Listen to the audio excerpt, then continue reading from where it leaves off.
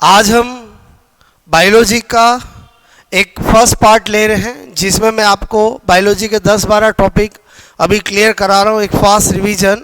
बहुत सारे स्टूडेंट की डिमांड थी कि सर थोड़ा बायोलॉजी का भी करा दो। वैसे मेरा ये सोचना है कि बायोलॉजी ऐसा सब्जेक्ट होता है जिसमें अगर आपने अच्छे से चीज़ें पढ़ रखी है तो वह एग्ज़ाम में याद आ जाती है। फिर भी आपसे मैं करूँ, आप लोगों का सेटिस्फेक्शन मेन है, बिकॉज आप मेंटली अच्छे से प्रिपेयर होकर एग्ज़ाम में जाए।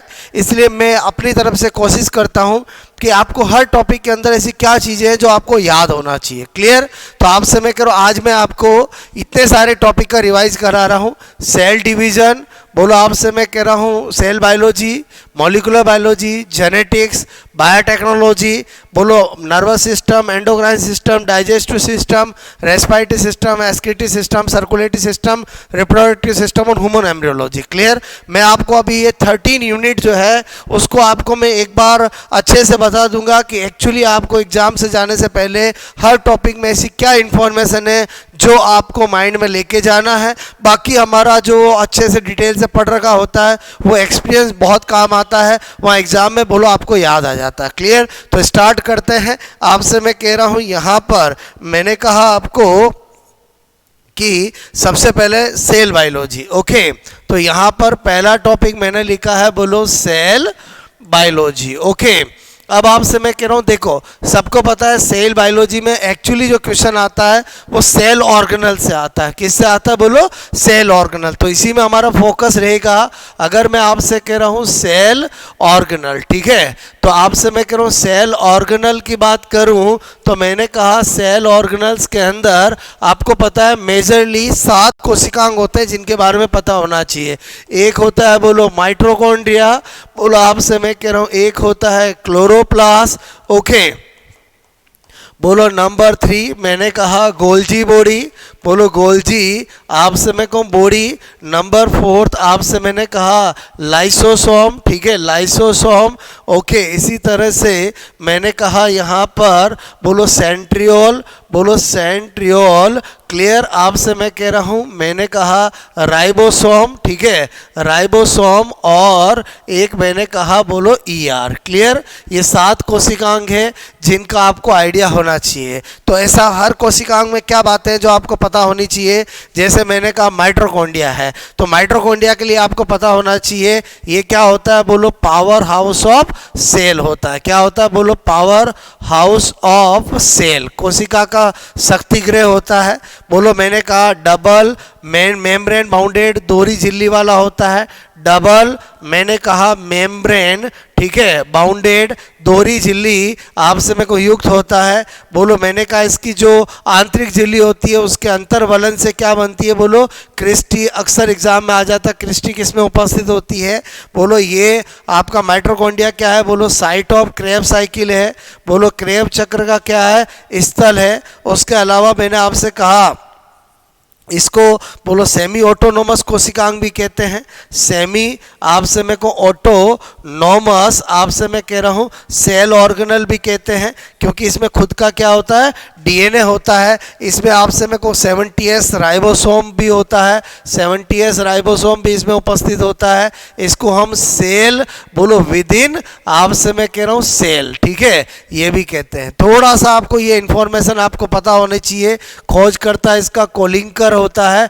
आपसे मेरे को नाम बेंडा ने दिया है। क्लियर? ये आपसे मेरे को ऐसी बातें हैं जो आपको माइटोकॉन्ड्रिया के बारे में पता होनी चाहिए। माइटोकॉन्ड्रिया बोलो आपसे एक मेम्ब्रेन बाउंडेड कोशिकांग है। तो ये चीज आपसे मेरे को बोलो प्रोकैरियोट या बैक्टीरिया में होती नहीं है। तो बैक्टीरिया में इसके एनालोगस मीजोसोम स्ट्रक्चर होती। कौन सी होती बोलो? मीजोसोम। ये भी आपको पता होना चाहिए। क्लियर? उसके बाद आ जाते हैं क्लोरोप्लास्ट का नाम आपसे मेरे को खोजकर्ता हैकल है।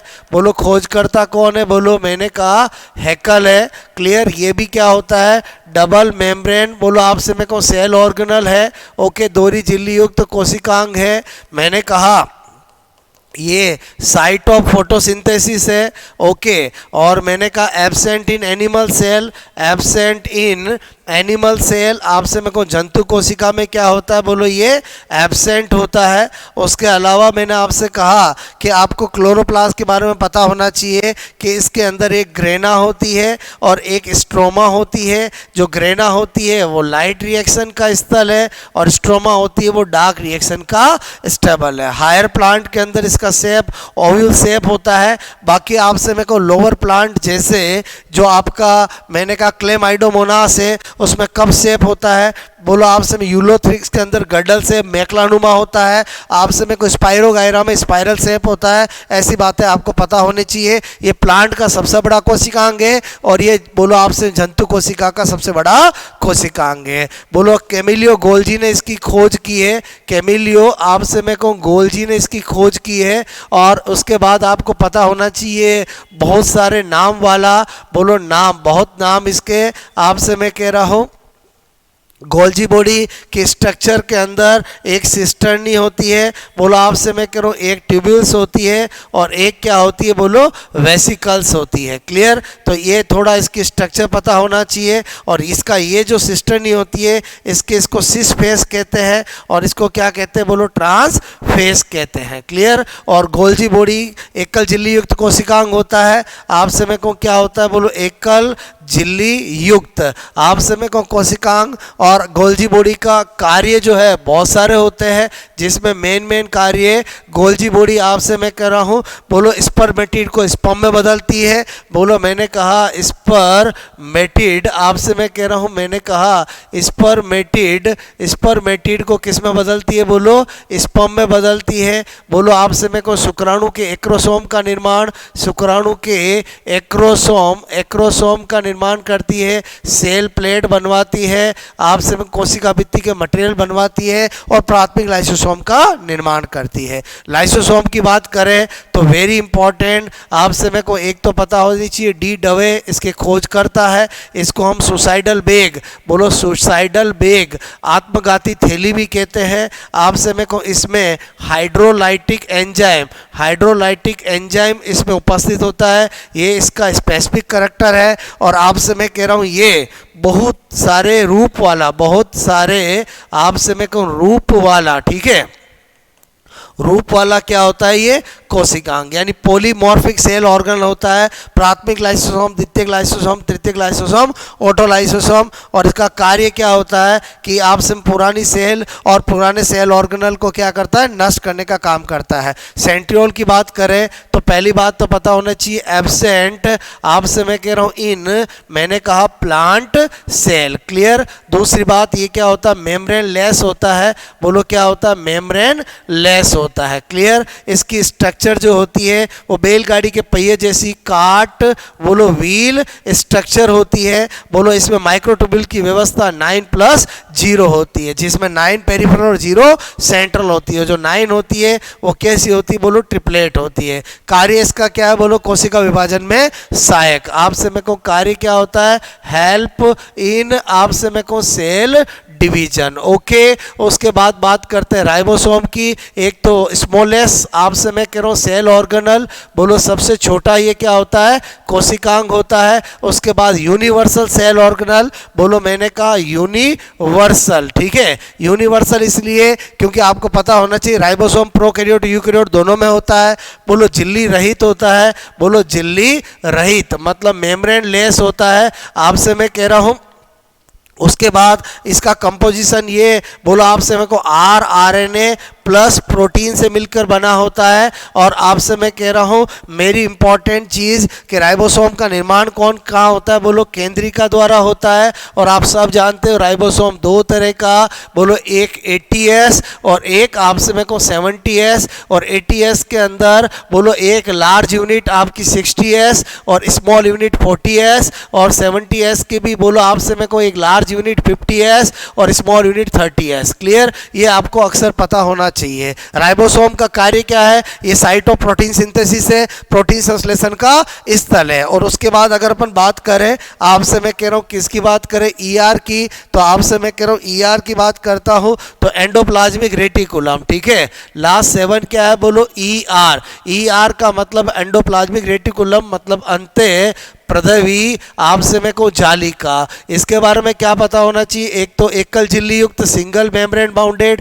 एकल झिल्ली युक्त होती है। दूसरी आपको पता होना चाहिए कि ये कोशिका को यांत्रिक सामर्थ्य प्रदान करती है। क्या करती है बोलो? यांत्रिक बोलो सामर्थ्य आपसे में को प्रदान करती है। और आपसे में को इसकी भी स्ट्रक्चर में वही सिस्टर्नी ट्यूबुल्स वेसिकल होती है। और आपसे में को टाइप्स की बात करें तो दो तरह की, एक आर ई आर और एक एस ई आर। एक रफ एंडोप्लाज्मिक रेटिकुलम, एक smooth endoplasmic reticulum. Rough endoplasmic reticulum की सतह पर एटीएस राइबोसोम होगा, इसलिए रफ होगी, और इधर क्या होगा? एब्सेंट होगा। और आपको पता होना चाहिए जो आरईआर होती है उसके स्ट्रक्चर के अंदर वेसिकल एंड ट्यूबुल्स क्या होती है? ज़्यादा। बात समझ में आए बोलो? और मैंने कहा बोलो इसको हम ट्रिक किससे याद रख सकते हैं? VCR। आपसे मैं कह रहा हूँ, मैंने कहा VCR मतलब वेसिकल्स और सिस्टर्नी क्या होती है? ज़्यादा होती है बोलो। आपसे मैं कह रहा हूँ, और SER के अंदर आपको पता होना चाहिए TVS मतलब ट्यूबुल्स और वेसिकल्स क्या होती है? ज़्यादा होती है। क्लियर? तो आपसे मैं को ये मैंने आपको थोड़ा सा एक आइडिया दिया कि सेल बायोलॉजी के अंदर थोड़ा सा आपको कोशिकांगों का आइडिया होना चाहिए। बात समझ में आए बोलो? ओके। उसके बाद आपसे मैं कह रहा हूं यहां पर मैंने कहा नंबर 2, क्योंकि सेल बायोलॉजी में ज़्यादातर क्वेश्चन ही आपका किसका आता है? कोशिकांगों का आता है। तो कोशिकांगों का एक डिफरेंशिएट माइंड में होना चाहिए। उसके बाद बात करते हैं सेल डिवीजन की। आपसे मैं कहूँ सेल डिवीजन, ठीक है। तो आपको पता होना चाहिए सबसे पहले सेल साइकिल। सेल साइकिल क्या होती है बोलो? इंटरफेज। मैंने कहा interphase plus division phase. Clear? Division आपसे मैं कहूँ फेज, ठीक है। तो आपसे मैं करूँ डिवीजन फेज या बोलो मैंने कहा एम फेज, ठीक है। तो मेरे कहने का मतलब इंटरफेज में 3 होती है, G1 बोलो S और G2। तो इसका मतलब सीक्वेंस क्या होगी बोलो सेल साइकिल की? तो G1 बोलो S, G2 और M। ये अक्सर आपके एग्जाम में पूछा जाता है, 2 बार सेकंड ग्रेड में पूछा जा चुका है। उसके बाद आपको थोड़ा आइडिया होना चाहिए G1S और G2 का। G1 जो होती है उसको गैप आपसे मैं कहूँ फर्स्ट फेज भी कहते हैं बोलो। ग्रोथ आपसे मैं कहूँ फर्स्ट फेज भी कहते हैं। ओके। उसके बाद मैंने कहा कि जीवन जो होती है उसको प्री मैंने कहा रेप्लिकेशन फेज भी कहते हैं, और आपसे मैं को इसको पोस्ट माइटोटिक फेज भी कहते हैं, ठीक है। ये इसके बहुत सारे नाम हैं जो आपको पता होना चाहिए। एस को आपसे मैं को सिंथेसिस फेज बोलो, एस का फुल नेम क्या है? सिंथेसिस फेज भी कहते हैं। इसमें रेप्लिकेशन होता है इसलिए इसको रेप्लिकेशन आपसे मैं को फेज भी कहते हैं, ठीक है। ओके। उसके बाद आपसे मैं को इसको हम बोलो गैप मैंने कहा सेकंड फेज भी कहते हैं, ग्रोथ सेकंड फेज भी कहते हैं, और आपसे मैं कहूँ पोस्ट बोलो मैंने कहा रेप्लिकेशन फेज भी कहते हैं, और इसी को आपसे मैंने कहा कि बोलो प्री माइटोटिक फेज भी कहते हैं, ठीक है। माइटोटिक फेज भी कहते हैं। सारे कोशिका विभाजन की तैयारियां इन्हीं इंटरफेज में होती है। इंटरफेज बोलो आपसे एक रेस्टिंग फेज न होकर बहुत ही ज़्यादा सक्रिय फेज होती है। जीवन के अंदर बोलो संरचनात्मक प्रोटीन का निर्माण होता है, कोशिका की साइज बढ़ती है। बोलो आपका जो एस सब फेज होती है उसमें रेप्लिकेशन होता है, डीएनए की संख्या डबल हो जाती है, और उसके अलावा मैंने कहा हिस्टोन प्रोटीन का निर्माण होता है। G2 के अंदर आपको पता होना चाहिए ट्यूबुलिन प्रोटीन का निर्माण होता है, सेल ऑर्गेनल की संख्या बढ़ती है, सभी प्रकार के आरएनए बनते हैं, और मैंने कहा आपको कि G2 के अंदर ट्यूबुलिन प्रोटीन बनता है, और ट्यूबुलिन प्रोटीन आगे जाकर बोलो आपके स्पिंडल फाइबर बनाता है। फिर आपसे बात करते हैं माइटोटिक फेज, यानी जो आपसे मैं कह रहा हूँ डिवीजन फेज है। ओके, डिवीजन फेज है। आपको पता होना चाहिए एम फेज जिसमें वास्तव में विभाजन होता है, और विभाजन एक्चुअली कितने तरह के होते हैं? 3 तरह के। एक होता है बोलो माइटोसिस, आपसे मैं कह रहा हूँ एक होता है बोलो मियोसिस, आपसे मैं कह रहा हूँ एक होता है एमाइटोसिस, ठीक है। बोलो ए मैंने कहा माइटोसिस, ठीक है। तो अगर आपको बिल्कुल भी कुछ नहीं पता है तो जितना मैं बता रहा हूँ इतना तो आपको बोलो दिमाग में लेके जाना ही है। बोलो सबसे पहले माइटोसिस की बात करें, ये मैंने कहा बॉडी कि आपसे मैं कह रहा हूँ सभी सेल्स आपसे मैं कह रहा हूँ में जीवन पर्यंत, जीवन बोलो मैंने कहा पर्यंत होने वाला आपसे मैं कह रहा हूँ विभाजन, ठीक है, विभाजन मैंने कहा होता है। ओके, और इसकी बात करें मियोसिस की, यह है ओनली मैंने कहा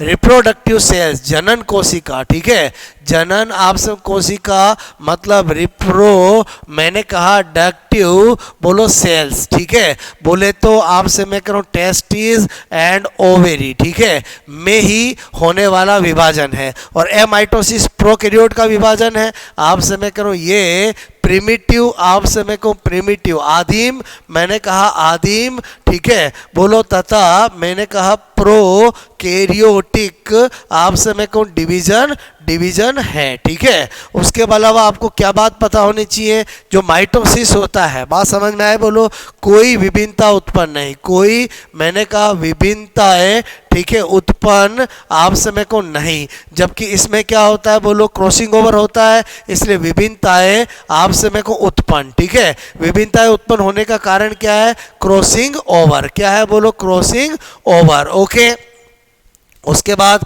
आपसे मैं कह रहा हूँ इसमें भी नो वेरिएशन, ठीक है, नो वेरिएशन, कोई विभिन्नताएं नहीं, बात समझ में आए। उसके बाद अगर माइटोसिस की बात करें तो माइटोसिस के अंदर आपसे मैं कह रहा हूँ मैंने कहा यहाँ पर बोलो आपसे मैं कह रहा हूँ लेब में सोर्स की बात करें इसकी स्टडी का, तो मैंने कहा प्लांट के अंदर तो क्या होता है रूट ऑफ आपसे मैं कह रहा हूँ मैंने कहा ऑनियन, बोलो जो प्याज होता है उसकी जड़ सबसे अच्छा सोर्स होता है। और एनिमल के अंदर बात करें तो एनिमल के अंदर मैंने कहा एक बोलो बेस ऑफ नेल, नाखून का आधार, और एक रूट ऑफ हेयर, बात समझ में आए, ये सबसे बेस्ट स्टडी करने के लिए सोर्स होते हैं। अगर मैं मियोसिस की बात करूं तो लैब में स्टडी के लिए बोलो मैंने कहा आपको कि बोलो गोनाड्स, आपसे मैं कहूँ गोनाड्स मतलब टेस्टिस बोलो एंड ओवेरी, ये आपसे मैं कह रहा हूँ बेस्ट सोर्स होते हैं, बोलो आपसे मैं कह रहा हूँ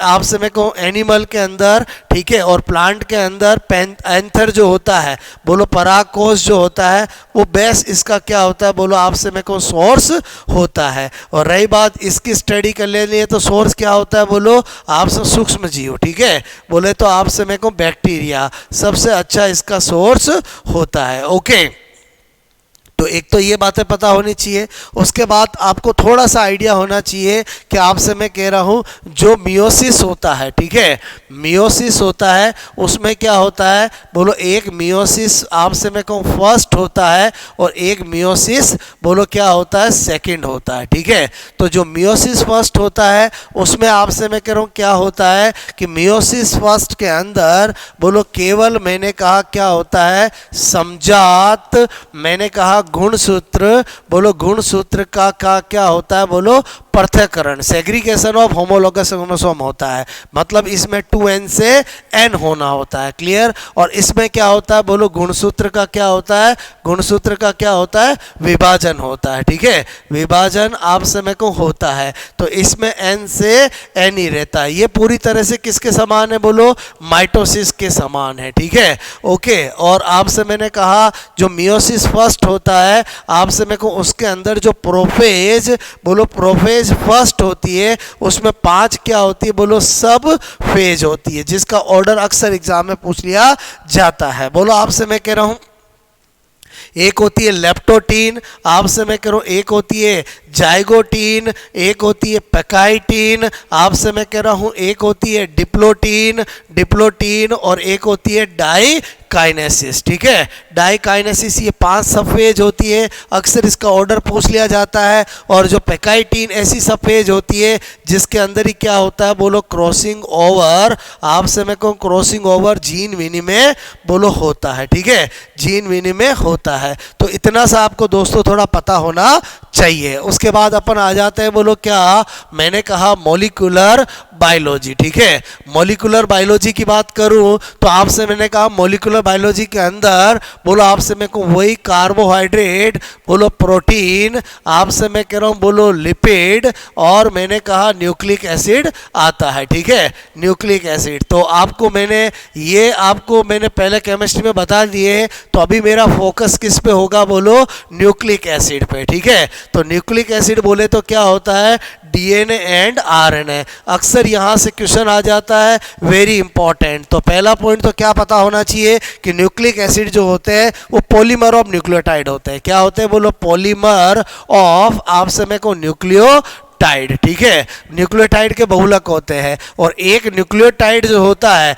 एक न्यूक्लियोटाइड 3 चीज़ों से मिलकर बना होता है। एक मैंने कहा पेंटोस शुगर, एक क्या होती है बोलो, पेंटोस शुगर। तो आपसे मेरे को पेंटोस शुगर में राइबोज तो होती है किसमें बोलो, इन आरएनए। आपसे मैं कह रहा हूँ, मैंने कहा डी ऑक्सी राइबोज, ये किस में होती है बोलो, इन डीएनए। बात समझ में आए। उसके बाद अपन बात करते हैं, दूसरा घटक होता है नाइट्रोजन बेस। क्या होता है बोलो, नाइट्रोजन बेस। नाइट्रोजन बेस के अंदर मैं आपसे कह रहा हूं, एक होता है बोलो प्यूरिन और एक होता है बोलो पिरीमिडीन, ठीक है। तो प्यूरिन जो होता है आपसे मैं कहूँ, इसमें क्या होता है बोलो, एडेनिन एंड गुआनिन। आप सब जानते हो, बोलो आपसे मैं कह रहा हूँ ए और जी ये दोनों किसके होते हैं, प्यूरिन के। और पिरीमिडीन के अंदर आपसे मैं कहूँ एक आता है बोलो थायमीन, आपसे मैं कहूँ मैंने कहा साइटोसिन, साइटोसिन और यूरेसिल, ठीक है। जो थायमीन होता है बोलो आपसे मैं कहूँ यही किस में होता है, स्पेसिफिक,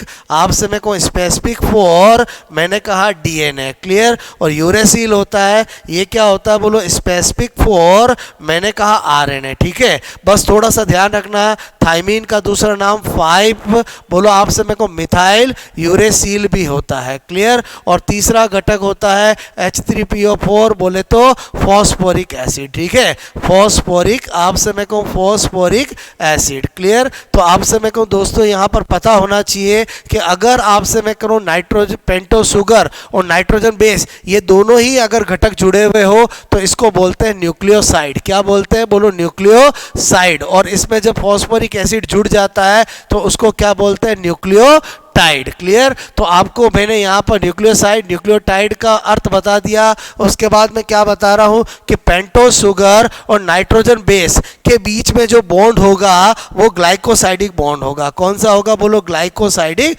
बॉन्ड होगा। और मैंने कहा आपको कि आपसे मेरे को पेंटोस शुगर और फॉस्फोरिक एसिड के बॉन्ड बीच में होगा वो एस्टर बॉन्ड होगा, क्लियर।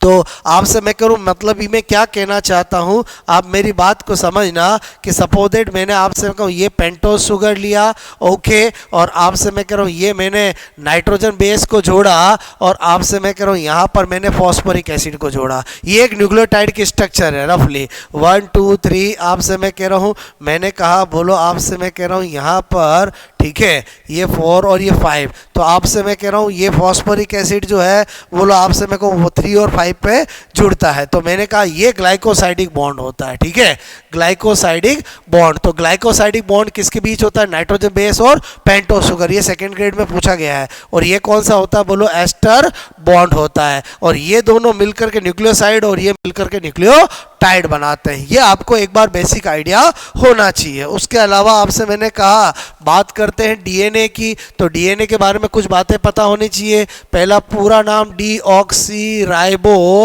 आपसे मेरे को न्यूक्लिक एसिड, ठीक है, न्यूक्लिक एसिड ये इसका पूरा नाम होता है। बोलो आपसे डीएनए क्या होता है, डबल स्टैंडर्ड यानी 2 पॉलीन्यूक्लियोटाइड चेन्स का मिलकर बना होता है। दोनों पॉलीन्यूक्लियोटाइड क्या होती है, एंटी, बोलो आपसे मेरे को पैरेलल होती है, बोले तो प्रति समानांतर होती है, प्रति समानांतर। एंड आपसे मेरे को क्या होती है, कॉम्प्लीमेंट्री, पूरक होती है। ओके, ये आपको पता होना चाहिए।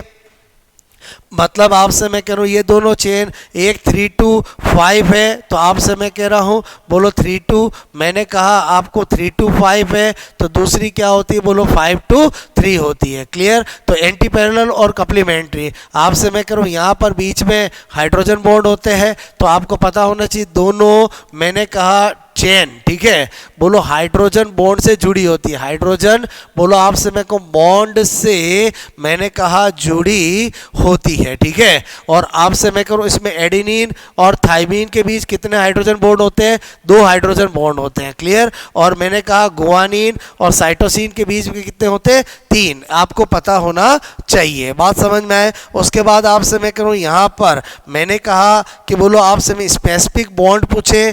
स्पेसिफिक बॉन्ड तो आपसे मैं कहूँ फॉस्फोडाइएस्टर बॉन्ड होगा। फॉस्फो मैंने कहा डाई एस्टर बॉन्ड, जिससे कि बोलो एक पॉलीन्यूक्लियोटाइड चेन के अंदर सारे न्यूक्लियोटाइड जुड़े होंगे। इसकी जो दिशा होती है वो एक चेन के अंदर अगर 5 to 3 है तो आपसे मैं कहूँ दूसरी चेन के अंदर बोलो आपसे क्या होगी? बोलो 3 to 5 होगी, ओके। उसके बाद मैंने कहा कि हमारा जो डीएनए होता है वो केंद्रकीय डीएनए, न्यूक्लियस। मैंने कहा डीएनए की बात करूं तो न्यूक्लियस डीएनए कैसा होता है? लीनियर होता है। लेकिन मैंने कहा बोलो आपको अगर मैं आपसे कहूं बात करूं साइटोप्लाज्मिक, बोलो साइटोप्लाज्मिक डीएनए की बात करूं। साइटोप्लाज्मिक डीएनए का मतलब हुआ माइटोकॉन्ड्रिया एंड क्लोरोप्लास्ट, क्लियर। और उसके अलावा मैंने कहा प्रोकैरियोटिक आपसे मैं कहूं डीएनए की बात करूं तो ये जो होता है वो क्या होता है? बोलो सर्कुलर होता है, क्लियर। तो मैंने कहा थोड़ा सा आपको ये पता होना चाहिए। इसके अलावा लीनियर के साथ साथ ये 80 टाइप का होता है आपसे मैं करूं, और सर्कुलर के साथ साथ ये जीसी टाइप का होता है। मतलब इसमें एडेनिन थाइमिन ज़्यादा होता है, इसमें गुआनिन साइटोसिन ज़्यादा होता है। उसके अलावा आपसे मैंने कहा कि बोलो डीएनए जो होता है वो 4 गोफ आपसे मैं कह रहा हूँ कि नियम का पालन आपसे मैं कहूँ करता है। किसके नियम का पालन करता है? 4 गोफ का नियम का। मतलब क्या कहना चाहता है? 2 बातें बोलो आपसे मैं करूँ एडेनिन मैंने कहा plus guanine is equal to cytosine plus thymine, यानी परसेंटेज ऑफ प्यूरिन आपसे 50%, परसेंटेज ऑफ क्या होता है? प्रीमिडिन। उसके अलावा आपको पता होना चाहिए कि percentage of adenine is equal to percentage of मैं आपसे कहूँ परसेंटेज ऑफ थाइमिन, और percentage of cytosine is is equal to percentage of बोलो आपसे मैं कह रहा हूँ मैंने कहा गुआनिन। ये आपको पता है तो आप कभी भी इसके क्वेश्चन कर सकते हो, ओके। उसके अलावा मैंने आपसे कहा कि आपको क्या पता होना चाहिए? आपसे मैं कहूँ बेस रेशियो का फॉर्मूला पता होना चाहिए। A+T आपसे मैं करूँ A+T डिवाइड बाय G+C। ये क्या होता है? क्षार अनुपात होता है, क्लियर, ओके। जो यूकैरियोट का 1 से ज़्यादा होता है, प्रोकैरियोट का कम होता है। उसके अलावा डीएनए आपसे मैं कह रहा हूँ कि डबल आपसे मैं कहूँ हेलिक्स, डबल आपसे मैं कहूँ डबल हेलिक्स स्ट्रक्चर के बारे में आपको थोड़ा आइडिया होना चाहिए। जो किसने दी है? बोलो वॉटसन और क्रिक ने दी है, क्लियर। और जो दी है वो किसके लिए? बोलो बीटा डीएनए के लिए। बात समझ में आए? थोड़ा सा आइडिया होना चाहिए कि आपसे मैं करूँ इसके अंदर मैंने कहा ये सुगर सुगर सुगर बोलो आपसे छोटा सा बना रहा हूँ एडेनिन थाइमिन, बोलो मैंने कहा गुआनिन, बोलो साइटोसिन, मैंने कहा यहाँ पर साइटोसिन गुआनिन, बोलो एडेनिन थाइमिन, कुछ भी कर दूँ हर पर्सन के अंदर क्या होते हैं? अलग होते हैं, क्लियर। तो एक मैंने छोटा सा रूप बनाया कि डबल हेलिक्स मॉडल एक्चुअली क्या है, तो आपसे मैं कह रहा हूँ ये मैंने एक छोटा सा रूप बनाया, क्लियर। तो आपसे मैं कह रहा हूँ आपको क्या आइडिया होना चाहिए कि जो डबल हेलिक्स मॉडल के अंदर हमें सारी चीज़ें अच्छे से पता चलती है कि ये पॉलीन्यूक्लियोटाइड चेन, ये पॉलीन्यूक्लियोटाइड चेन आपस में किससे जुड़ी? हाइड्रोजन बॉन्ड से। एक पॉलीन्यूक्लियोटाइड चेन के अंदर न्यूक्लियोटाइड किससे जुड़े हुए? फॉस्फोडाइएस्टर बॉन्ड से। और आपसे मैं कह रहा हूँ एक्चुअली क्या होता है कि डीएनए इस तरह से हेलिकली कोइल्ड होता है, तो ये जो होता है वो एक इसका क्या होता है? बोलो हेलिक्स होता है। बोलो आपसे मैं कहूँ जिसके अंदर 10 नाइट्रोजन बेस क्या होते हैं? बोलो पेयर होते हैं, जिसकी लेंथ 34 एंगस्ट्रॉन होती है। तो इमेजिन करो ये मैंने आपको बताया 34 एंगस्ट्रॉन लेंथ है, हेलिक्स लेंथ। इसमें बोलो अभी मैंने 4 बनाए, बाकी 10 होते हैं, तो ये दोनों के बीच की कितनी हो जाएगी? 344 एंगस्ट्रॉन हो जाएगी। और डीएनए का व्यास जो होता है वो 20 एंगस्ट्रॉन होता है। ये डायमीटर ऑफ डीएनए, ये आपसे मैं कहूँ थोड़े से डाटा आपको पता होना चाहिए। और sugar to sugar distance 11.1 angstrom होती है। बात समझ में आई? बोलो उसके अलावा मैंने कहा 9 पॉइंट क्या पता होना चाहिए?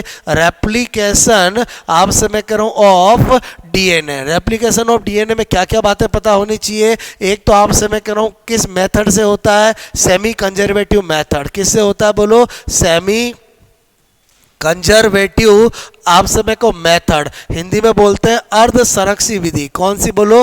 अर्ध संरक्षी विधि। उसके अलावा आपको क्या पता होना चाहिए कि बोलो बाई डायरेक्शनल होता है। क्या होता है? बोलो बाई डायरेक्शनल होता है। ठीक है। तीसरा मैंने कहा नई चेन, आपसे मैं कह रहा हूं का निर्माण, आपसे मैं को निर्माण हमेशा हमेशा बोलो 5 to 3 दिशा में, आप समय को दिशा में होता है। क्लियर। और सेमी कंजर्वेटिव मेथड का मतलब क्या है कि ये पेरेंटल डीएनए है, तो आप समय को एक चेन तो पेरेंटल होगी और एक चेन कौन सी बनेगी? बोलो नई चेन बनेगी। इसलिए सेमी कंजर्वेटिव मेथड को हाफ, आप समय को ओल्ड, हाफ मैंने कहा न्यू, मैंने कहा चेन मेथड भी कहते हैं। ओके। यहां पर एंजाइम आपका डीएनए पॉलीमरेज काम आता है। कौन आता है? डीएनए पॉलीमरेज आता है। क्लियर। और आप समय को एक्चुअली इसमें क्या होता है कि पहले खुलना होता है, अनजंपिंग होता है, फिर नई चेन बनती है। सपोजेड ये 3 to 5 है और आप समय कह रहा हूं, मैंने कहा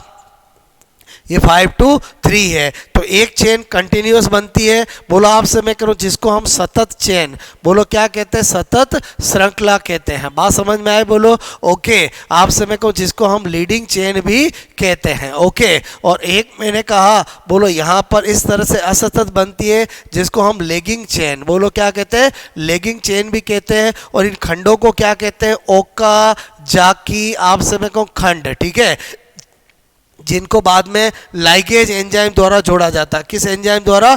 लाइगेज एंजाइम द्वारा। इस तरह से आपने देखा एक चेन इधर से बनेगी, एक इधर से बनेगी, तो इसको हम क्या बोलते हैं? Di directional. क्लियर। बात समझ में आई होगी। उसके बाद एक मैंने लास्ट आपको बात बता रहा हूं कि जो डीएनए होता है, आपसे मैं कह रहा हूं डीएनए, बोलो आपसे मैं कह रहा हूं से डीएनए बनना तो क्या कहलाता है? रेप्लिकेशन। ठीक है। लेकिन डीएनए से बोलो एमआरएनए बनना क्या कहलाता है? बोलो ट्रांस, आप समय को क्रिप्शन कहलाता है। क्या कहलाता है? ट्रांसक्रिप्शन। अब हम जानते हैं आरएनए सिंगल स्टैंडर्ड होता है, डीएनए डबल स्टैंडर्ड होता है। तो एक्चुअली क्या होता है कि डीएनए, बोलो आपसे मैं कह रहा हूं कि दोनों चेन में से, बोलो मैंने कहा जो आपकी जो आपसे मैंने कहा मास्टर स्ट्रैंड होती है, सेंस स्ट्रैंड होती है, उसी से बोलो क्या बनता है? और ये नॉन सेंस स्ट्रैंड। ठीक है। उसी से क्या बनता है? बोलो आपसे मैं को एमआरएनए बनता है। ठीक है।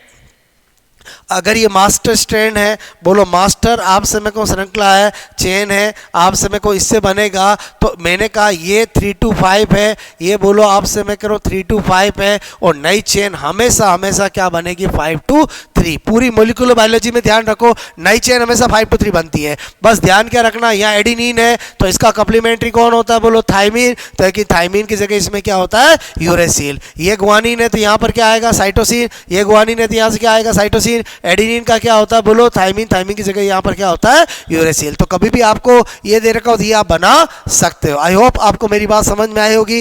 10 पॉइंट के अंदर पूरा मैंने डीएनए बता दिया है। उसके बाद अगर आरएनए की बात करें, आरएनए आपको पता होना चाहिए इसकी पेंटोज शुगर, आपसे मैं कहूँ पेंटोज शुगर इसकी कौन होती है? तो आपसे मैं कहूँ पेंटोज शुगर जो होती है वो आपसे मैं कहूँ राइबोज होती है। क्या होती है? राइबोज। इसलिए इसका पूरा नाम ही क्या है? Ribose nucleic acid. क्या होता है? बोलो राइबो, आपसे मैं कहूँ मैंने कहा न्यूक्लिक, बोलो न्यूक्लिक एसिड। ठीक है। ओके। उसके बाद मैंने कहा इसका स्पेसिफिक नाइट्रोजन बेस कौन सा होता है? स्पेसिफिक नाइट्रोजन बेस इसका यूरेसिल होता है। क्या होता है? यूरेसिल। और ये क्या होता है? Generally single standard. आपसे मैं कह रहा हूं, मैंने कहा सिंगल स्टैंडर्ड होता है। ओके।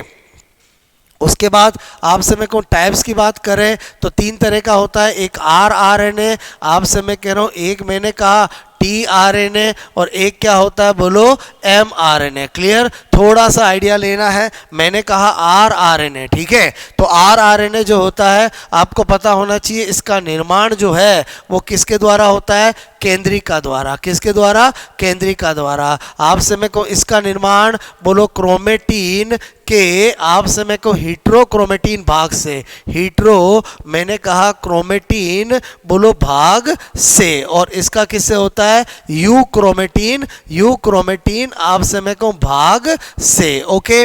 उसके अलावा आपसे मैं कहूँ ये सबसे ज़्यादा होता है, ये कम होता है, ये सबसे कम होता है। क्लियर? ये आपसे मैं कहूँ राइबोसोम, ठीक है, बोलो राइबोसोम आपसे पर उपस्थित, ओके, राइबोसोम का घटक होता है ये। और टीआरएनए आप इसका काम ही क्या होता है, प्रोटीन सिंथेसिस के समय एमआरएनए और आप टीआरएनए को राइबोसोम पे जोड़ना। ट्रांसफर आरएनए है, इसकी स्ट्रक्चर आपसे मैं कहूँ 2D जो स्ट्रक्चर होती है वो क्लेवर आपसे मैं कहूँ लीफ, बोलो लाइक आपसे मैं कहूँ संरचना होती है। ओके, मैंने कहा क्लेवर, बोलो क्लेवर आपसे मैं कहूँ लीफ जैसी, ठीक है, लीफ आपसे मैं कहूँ जैसी, बोले तो इस तरह से आपसे मैं कहूँ इसकी स्ट्रक्चर होती है। थोड़ा सा आइडिया होना चाहिए। ओके, मेरे कहने का मतलब है कि आपको थोड़ा आइडिया होना चाहिए, इसकी स्ट्रक्चर इस तरह की होती है। ये 3 to 5 हमेशा इसके एंड पर एडेनिन और गुआनिन, यानी कोई भी आरएनए हो, सिंगल स्ट्रैंडेड है, 2 एंड होंगे, एक पे एडेनिन और एक पर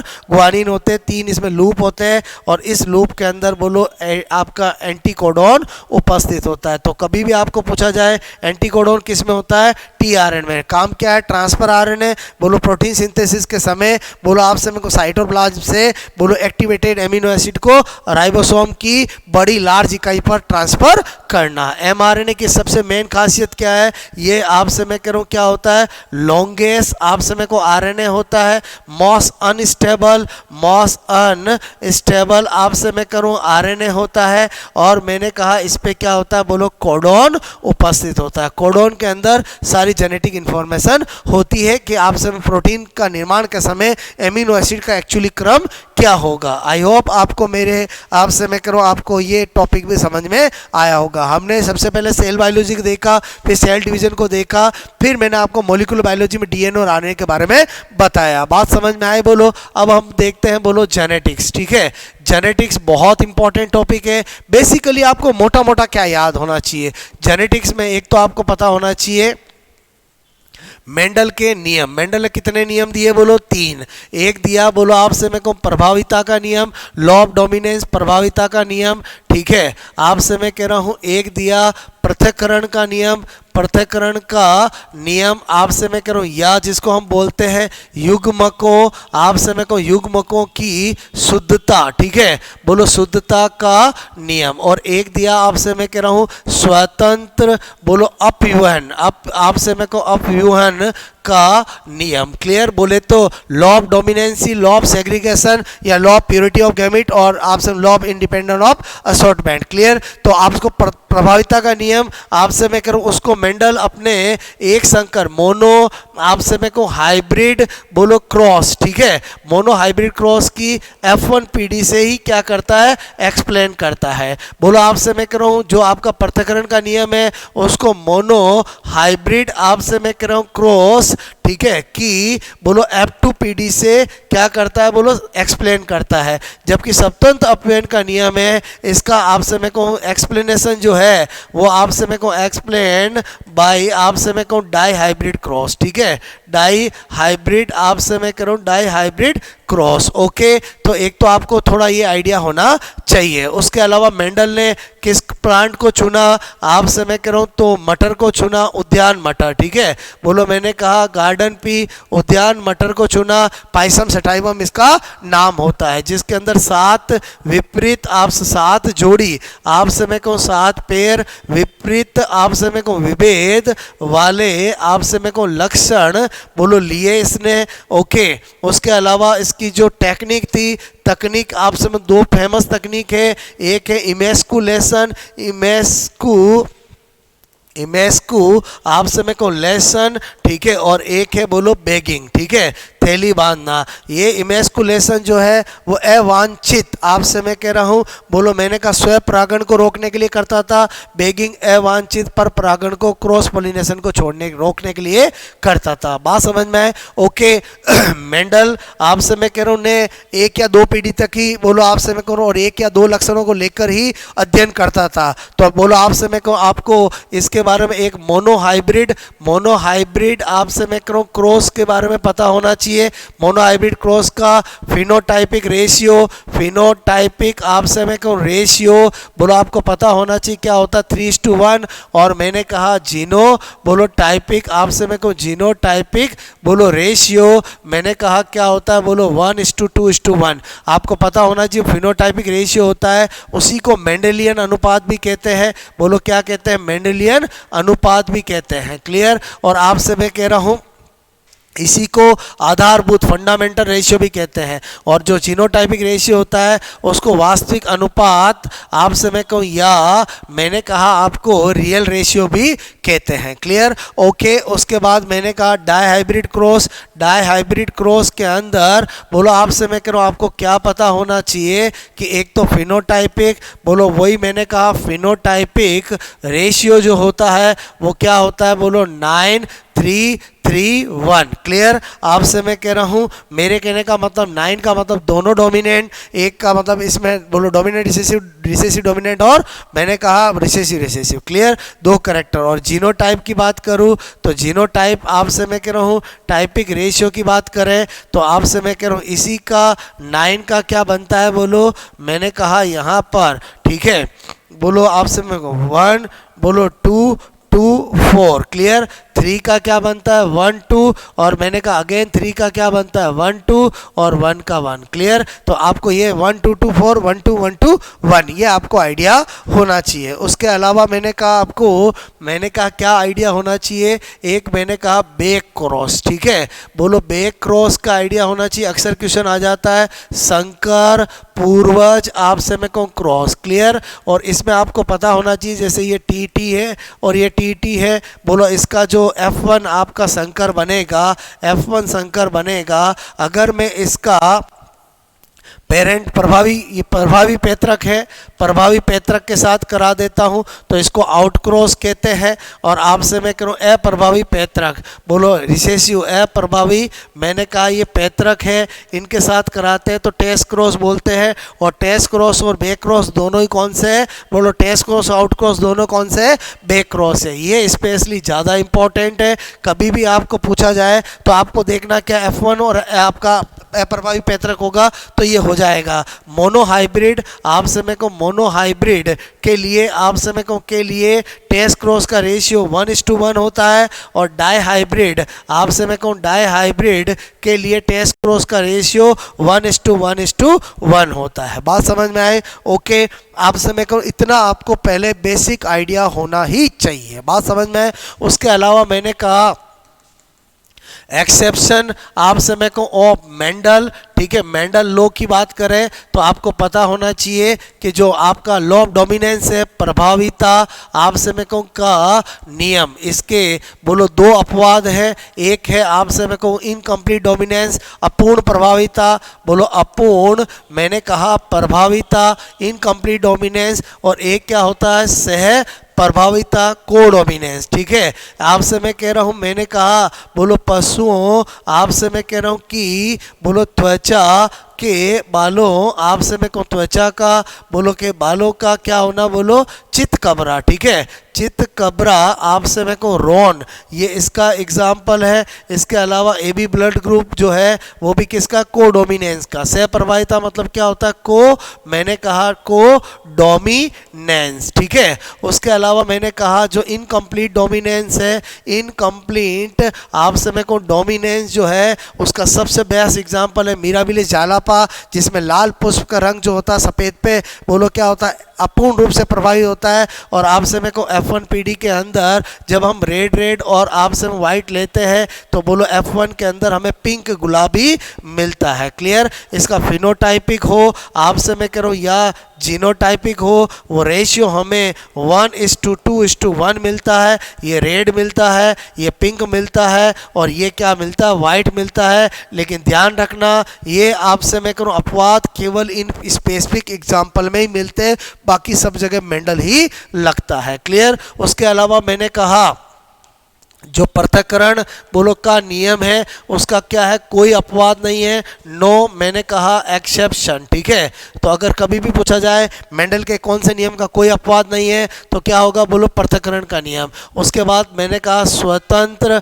अपव्यवन, आपसे मैं कहूँ अपव्यवन बोलो का आपसे अपवाद अगर अगर पूछे तो इसका सबसे बड़ा अपवाद क्या है, लिंकेज। आपसे मैं कहूँ लिंकेज मतलब क्या है, सहलगनता, ठीक है। सहलगनता, लक्षणों की मिलती जुलती मिली जुली वंशागति, ये सबसे ज़्यादा बड़ा इसका अपवाद है, क्लियर। उसके बाद आपसे मैंने कहा थोड़ा सा आपको क्या आइडिया होना चाहिए, सेक्स लिंकेज, आपसे मैं कह रहा हूँ का आइडिया होना चाहिए। बोलो आपसे सेक्स लिंकेज में भी क्या, एक एक्स सेक्स आपसे मैं कहूँ लिंकेज और एक वाई सेक्स लिंकेज, वाई मैंने कहा sex linkage, x x linkage किसको बोलेंगे, अगर सह लगने वाली जो जीन है वो एक्स क्रोमोसोम पे होगी, इसका मतलब इसकी जो आपसे मैं कहूँ ये बाई पेरेंटल होता है। बोलो इसकी वंशागति कैसी होती है, बोलो मैंने कहा बाई पेरेंटल, बोलो बाई मैंने कहा पेरेंटल, ओके।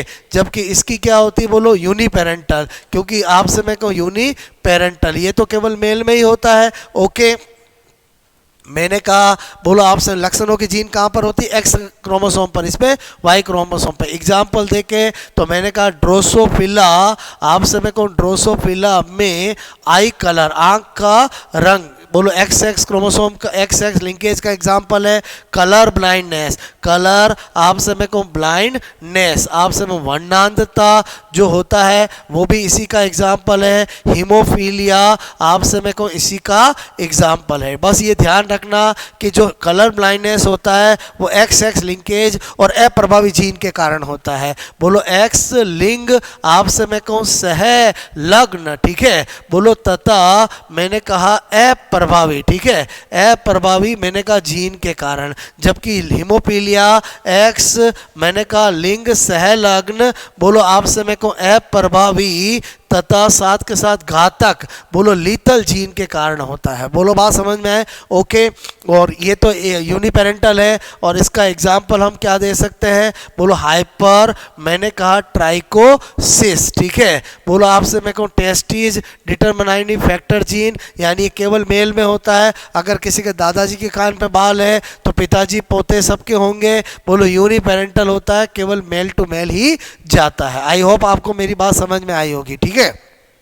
देखो जेनेटिक्स के अंदर मैंने आपका बहुत सारी चीज़ें हैं, तो आपको थोड़ा मेंडल का मैंने बताया, बोलो लिंकेज के बारे में बताया, अपवाद बताया। उसके अलावा आपको थोड़ा ब्लड ग्रुप का आइडिया होना चाहिए, एग्जाम में आ जाता है। ब्लड ग्रुप एक तो किसका एग्जाम्पल है, एग्जाम्पल ऑफ मल्टीपल एलील, आपसे मैं कहूँ एग्जाम्पल ऑफ मल्टीपल एलील, आपसे मैं करूँ IA, IOB और IO, 3 एलील होते हैं जिसके 6 जीनोटाइप बनते हैं। कितने जीनोटाइप बनते हैं, 6 जीनोटाइप। आपको पता होना चाहिए ए ब्लड ग्रुप और बी ब्लड ग्रुप ये दोनों क्या होते हैं, बोलो डोमिनेंट। इसलिए आपसे मैं कहूँ इसके 2 पॉसिबिलिटी है, IA और मैंने कहा IAIO। बी ब्लड ग्रुप का भी IBIO, क्लियर। और मैंने कहा जो AB ब्लड ग्रुप है वो कोडोमिनेंट का एग्जाम्पल है, कोडोमिनेंट का एग्जाम्पल है, मतलब आपसे मैं कहूँ IAIB। जो आपका O ब्लड ग्रुप है वो रिसेसिव आपसे मैं कह रहा हूँ ब्लड ग्रुप होता है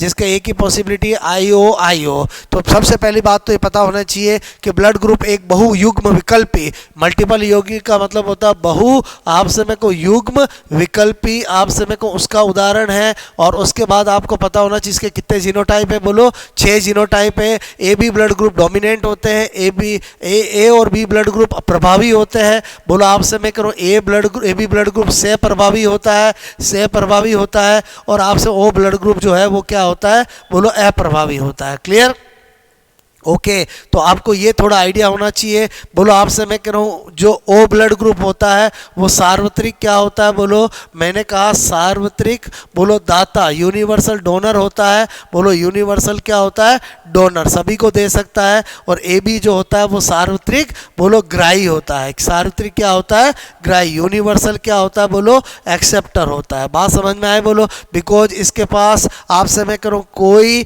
मैंने कहा कोई एंटीबॉडी नहीं, एंटीबॉडी नहीं, क्लियर। इसलिए किसी से भी ले सकता है, इसके पास कोई एंटीजन नहीं, इसलिए किसी को भी दे सकता। ये अक्सर पूछा जाता है, कारण क्या है कि ये यूनिवर्सल दाता और ये यूनिवर्सल ग्राही है। क्लियर, ब्लड ग्रुप का आइडिया लगा। ऐसे ही मैंने कहा एक होता है आरएच फैक्टर। आरएच फैक्टर आपको पता होना चाहिए, ब्लड ग्रुप हो या आपसे मैं कहूँ आरएच फैक्टर को खोज करता कार्ल लैंड, आपसे मैं कहूँ स्टीनर इसका खोज करता होता है। रिसस मंकी के अंदर बंदर में इसको खोजा था, इसलिए इसको आरएच फैक्टर बोलते हैं। और आरएच फैक्टर क्या होता है, एक डोमिनेंट फैक्टर होता है। आप समय को संततियों के अंदर आरएच पॉजिटिव ज़्यादा होता है। क्लियर, तो मैंने कहा इन इंडिया आप समय को आर एच पॉजिटिव लोग 97% है, आर एच नेगेटिव केवल 3% है। क्लियर, लेकिन इन वर्ल्ड की बात करूं तो आप समय को वर्ल्ड के अंदर आपको पता होना चाहिए आर एच पॉजिटिव लोग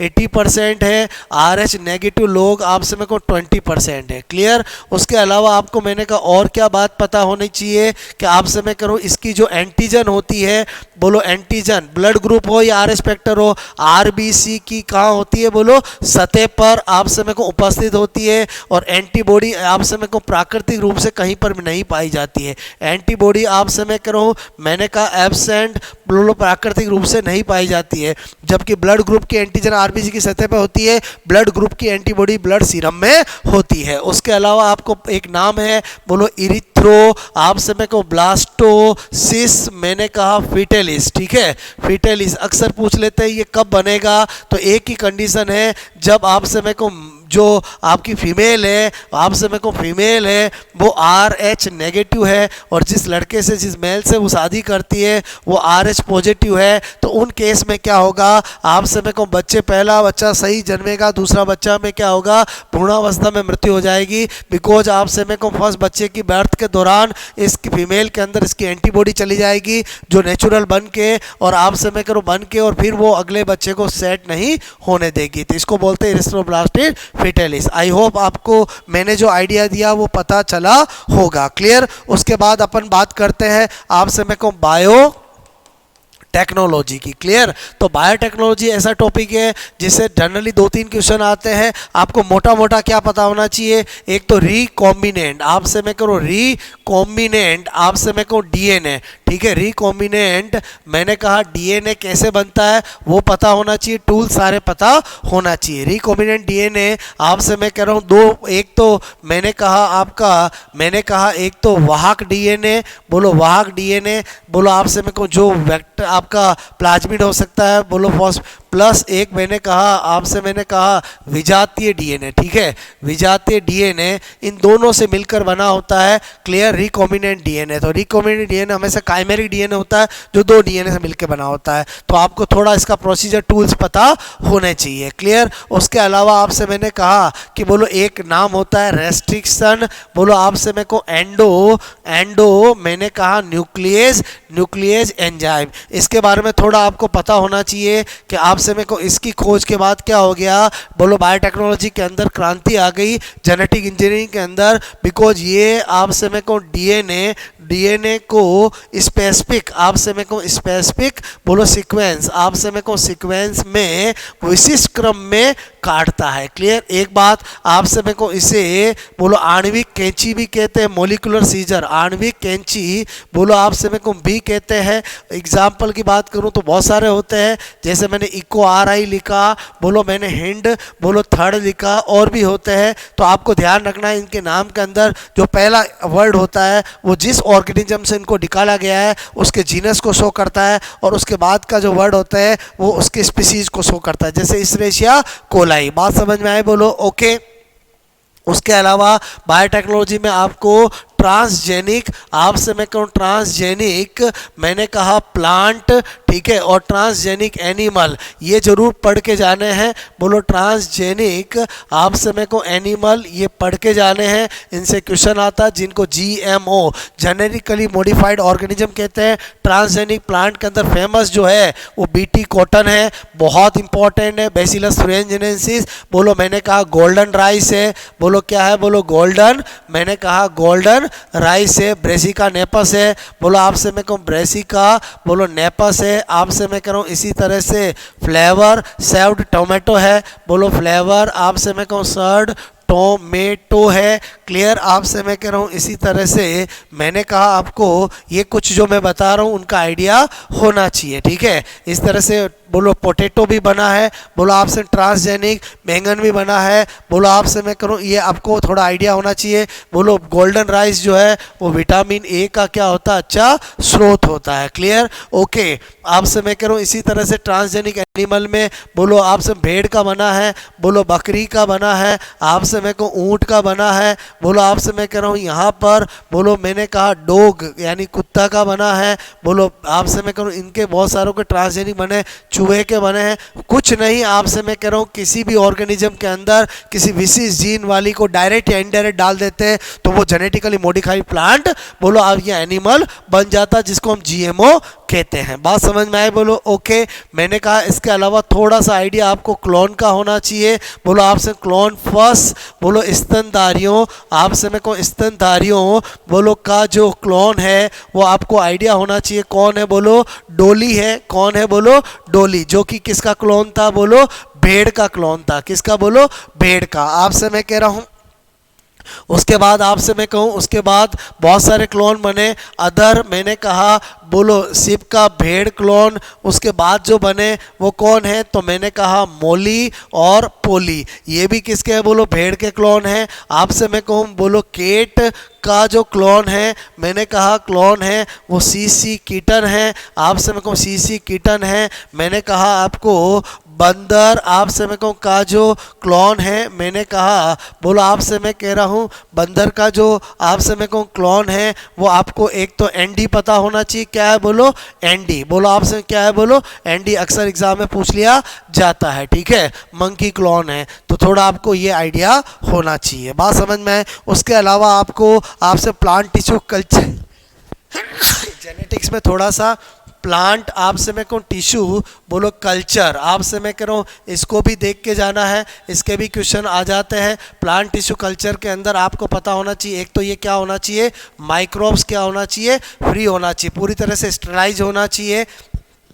आपसे मैं कह रहा हूँ प्लांट टिश्यू कल्चर के अंदर आपसे मैं कह रहा हूँ आपको कौन से प्लांट हार्मोन को यूज करते हैं, एक ऑक्सीन और एक मैंने कहा साइटोकाइनिन। ठीक है, साइटोकाइनिन, ये थोड़ा आपको आइडिया होना चाहिए। अगर आपसे मैं कहूँ ऑक्सीजन ज़्यादा लेंगे साइटोकाइनिन कम लेंगे तो बोलो रूट इनिशिएशन आपसे मैं कह रहा हूँ प्रमोट होगा, और अगर साइटोकाइनिन ज़्यादा लेंगे ऑक्सीजन कम लेंगे तो शूट इनिशिएशन प्रमोट होगा। क्लियर, तो आपको ये थोड़ा आइडिया पता होना चाहिए। तो ये मैंने आपको थोड़ा बायोटेक्नोलॉजी के बारे में बताया, बोलो आपसे मेरे को एक आइडिया दिया।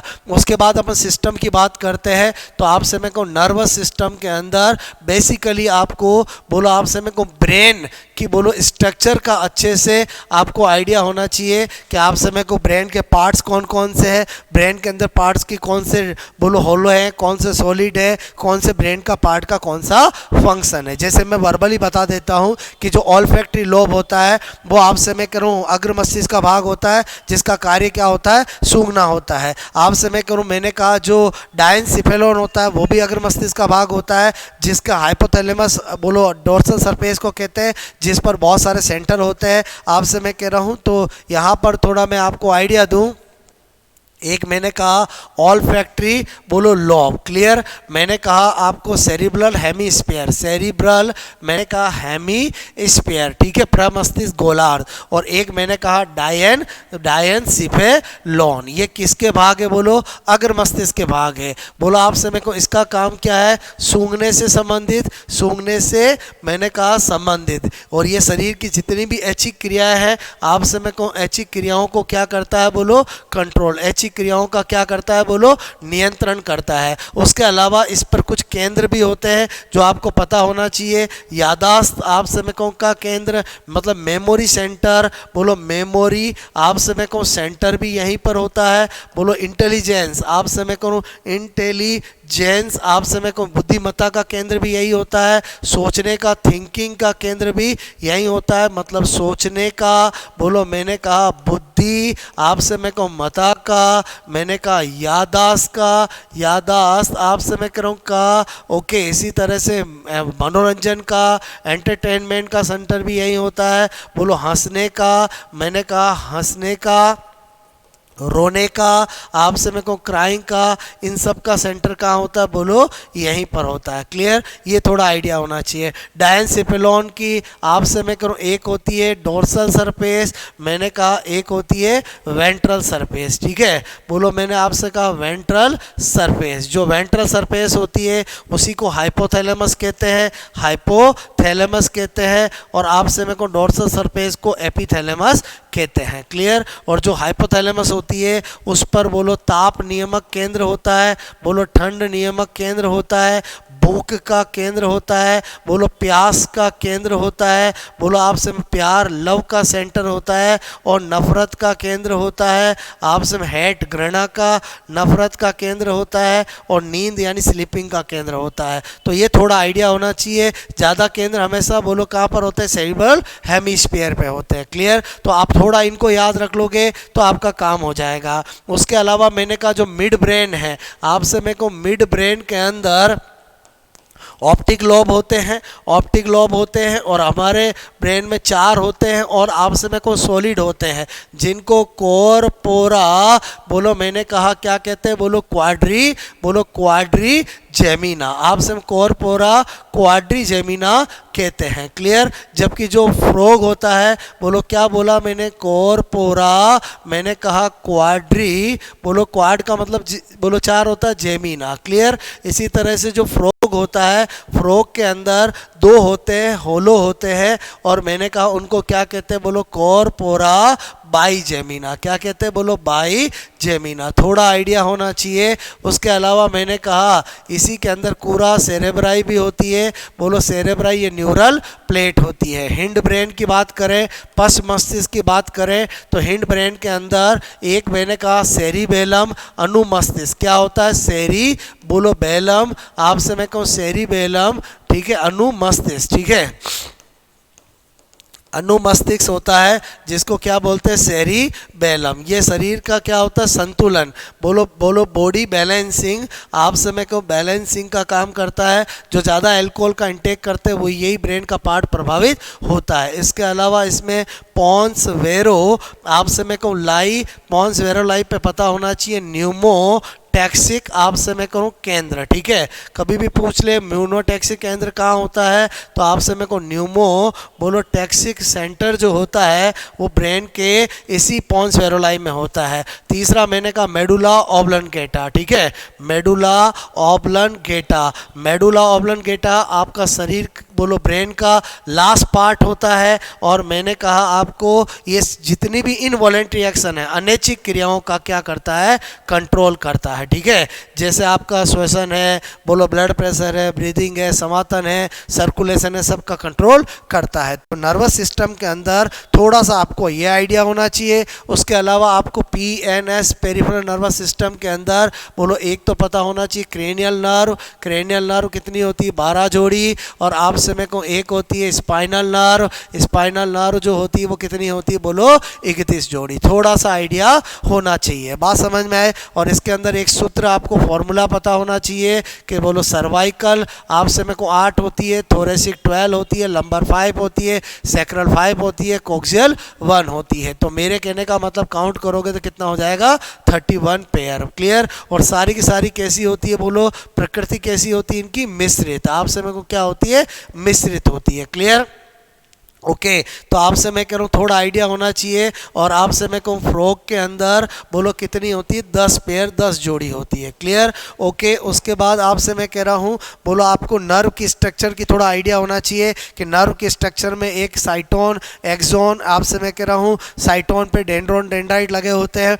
एक्सोन पर असतत रूप से माइलिन की सीट लगी होती है, और जहाँ पर माइलिन सीट नहीं होती उसे नोड ऑफ रिमीनियर कहते हैं, और माइलिन सीट के ऊपर स्वान कोशिकाएं लगी होती है। समझ, जो माइलिन सीथ का निर्माण करते हैं, माइलिन सीथ जो होती है स्पिंगोलिपिड की बनी होती है। आपसे मैं को नर्व जो होती है उस पर जो आपका बोलो इम्पल्स का कंडक्सेशन है वो एक्सोन से होता है, जिसको नर्व फाइबर भी कहते हैं। बात समझ में आए बोलो, ओके। उसके अलावा मैंने आपसे कहा एंडोक्राइन, आपसे मैं को सिस्टम की बात करते हैं, मैंने नर्वस सिस्टम का बेसिक दिया। एंडोक्राइन सिस्टम में आपको पता होना चाहिए सबसे पहले तो आपसे मैं कहूँ, एक होती है एक्सोक्राइन ग्लैंड, बोलो एक्सोक्राइन ग्लैंड्स, और एक होती है आपसे मैं कहूँ एंडोक्राइन ग्लैंड, ठीक है, एंडोक्राइन ग्लैंड, बहुत सी बार तो यहीं से क्वेश्चन आ जाता है। और एक होती है बोलो मिक्सो, आपसे मैं कहूँ क्राइन ग्लैंड, ठीक है। तो एक्सोक्राइन ग्लैंड का मतलब जिसमें क्या होता है बोलो डक्ट क्या होती है बोलो उपस्थित, ठीक है,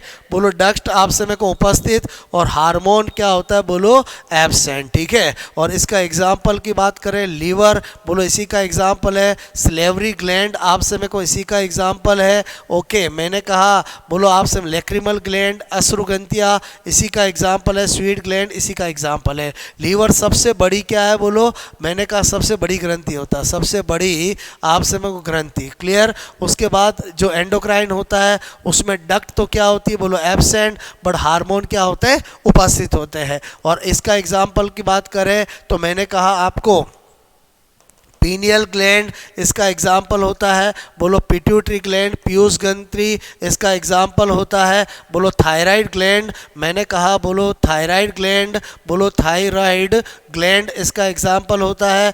पैराथायराइड ग्लैंड आपसे मैं करूँ इसका एग्जाम्पल होता है। ओके, इसी तरह से मैंने कहा एड्रिनल ग्लैंड और थाइमस ग्लैंड, ठीक है, ये आपकी प्योर एंडोक्राइन ग्लैंड होती है। मिक्सोक्राइन जिसमें क्या होता है बोलो डक्ट भी उपस्थित, मतलब एक्सोक्राइन पार्ट भी होता है, और मैंने कहा हार्मोन भी स्रावित, मतलब एंडोक्राइन पार्ट भी होता है। सबसे बेस्ट एग्जाम्पल की बात करें तो अग्नाशय पैंक्रियाज, आपसे मैं कहूँ पैंक्रियाज अग्नाशय जो है वो इसी का एग्जाम्पल है। टेस्टीज हो गया, वृक्षण हो गया, मैंने कहा ओवेरी यानी अंडाशय हो गया, ये सब किसके एग्जाम्पल है, मिश्रित ग्रंथि का उदाहरण है। क्लियर, मेरे कहने का मतलब मेरी बात समझ में आए। उसके बाद एंडोक्राइन ग्लैंड के हार्मोन के बारे में पता होना चाहिए। तो आपसे मैं करूँ, मैंने कहा पहला है पीयूष ग्रंथि, ठीक है। तो पीयूष ग्रंथि में हर ग्लैंड के हार्मोन के बारे में बता रहा हूँ, ठीक है। तो मैंने कहा पीयूष ग्रंथि से कौन कौन सा हार्मोन होता है, जीएच होता है ग्रोथ हार्मोन,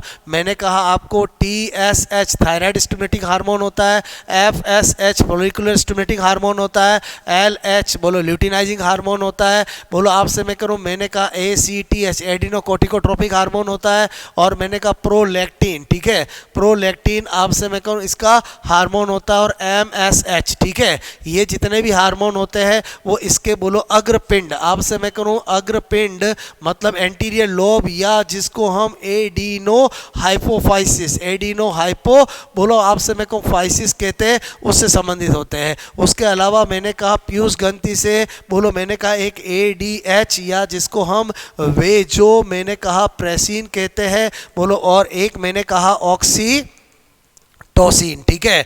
ये आपसे मैं कह रहा हूँ दोनों जो है वो मैंने कहा किससे संबंध रखते हैं बोलो, पश्चपिंड आपसे मैं करूँ या न्यूरो आपसे मैं कहूँ हाइपोफाइसिस, ठीक है। तो आपको एक बार ग्लैंड के हार्मोन का रोल पता होना चाहिए। उसके बाद आपसे मैं को कौन कौन सा हार्मोन है, मैंने कहा थायराइड ग्लैंड, बोलो थायराइड ग्रंथि का जो हार्मोन होता है वो थायरोक्सिन हार्मोन होता है। कौन होता है बोलो, मैंने कहा थायरोक्सिन हार्मोन, ठीक है। बोलो कौन सा हार्मोन होता है, मैंने कहा थायरोक्सिन हार्मोन। ओके, इसी तरह से मैंने कहा पैरा बोलो थायराइड ग्रंथि, ठीक है।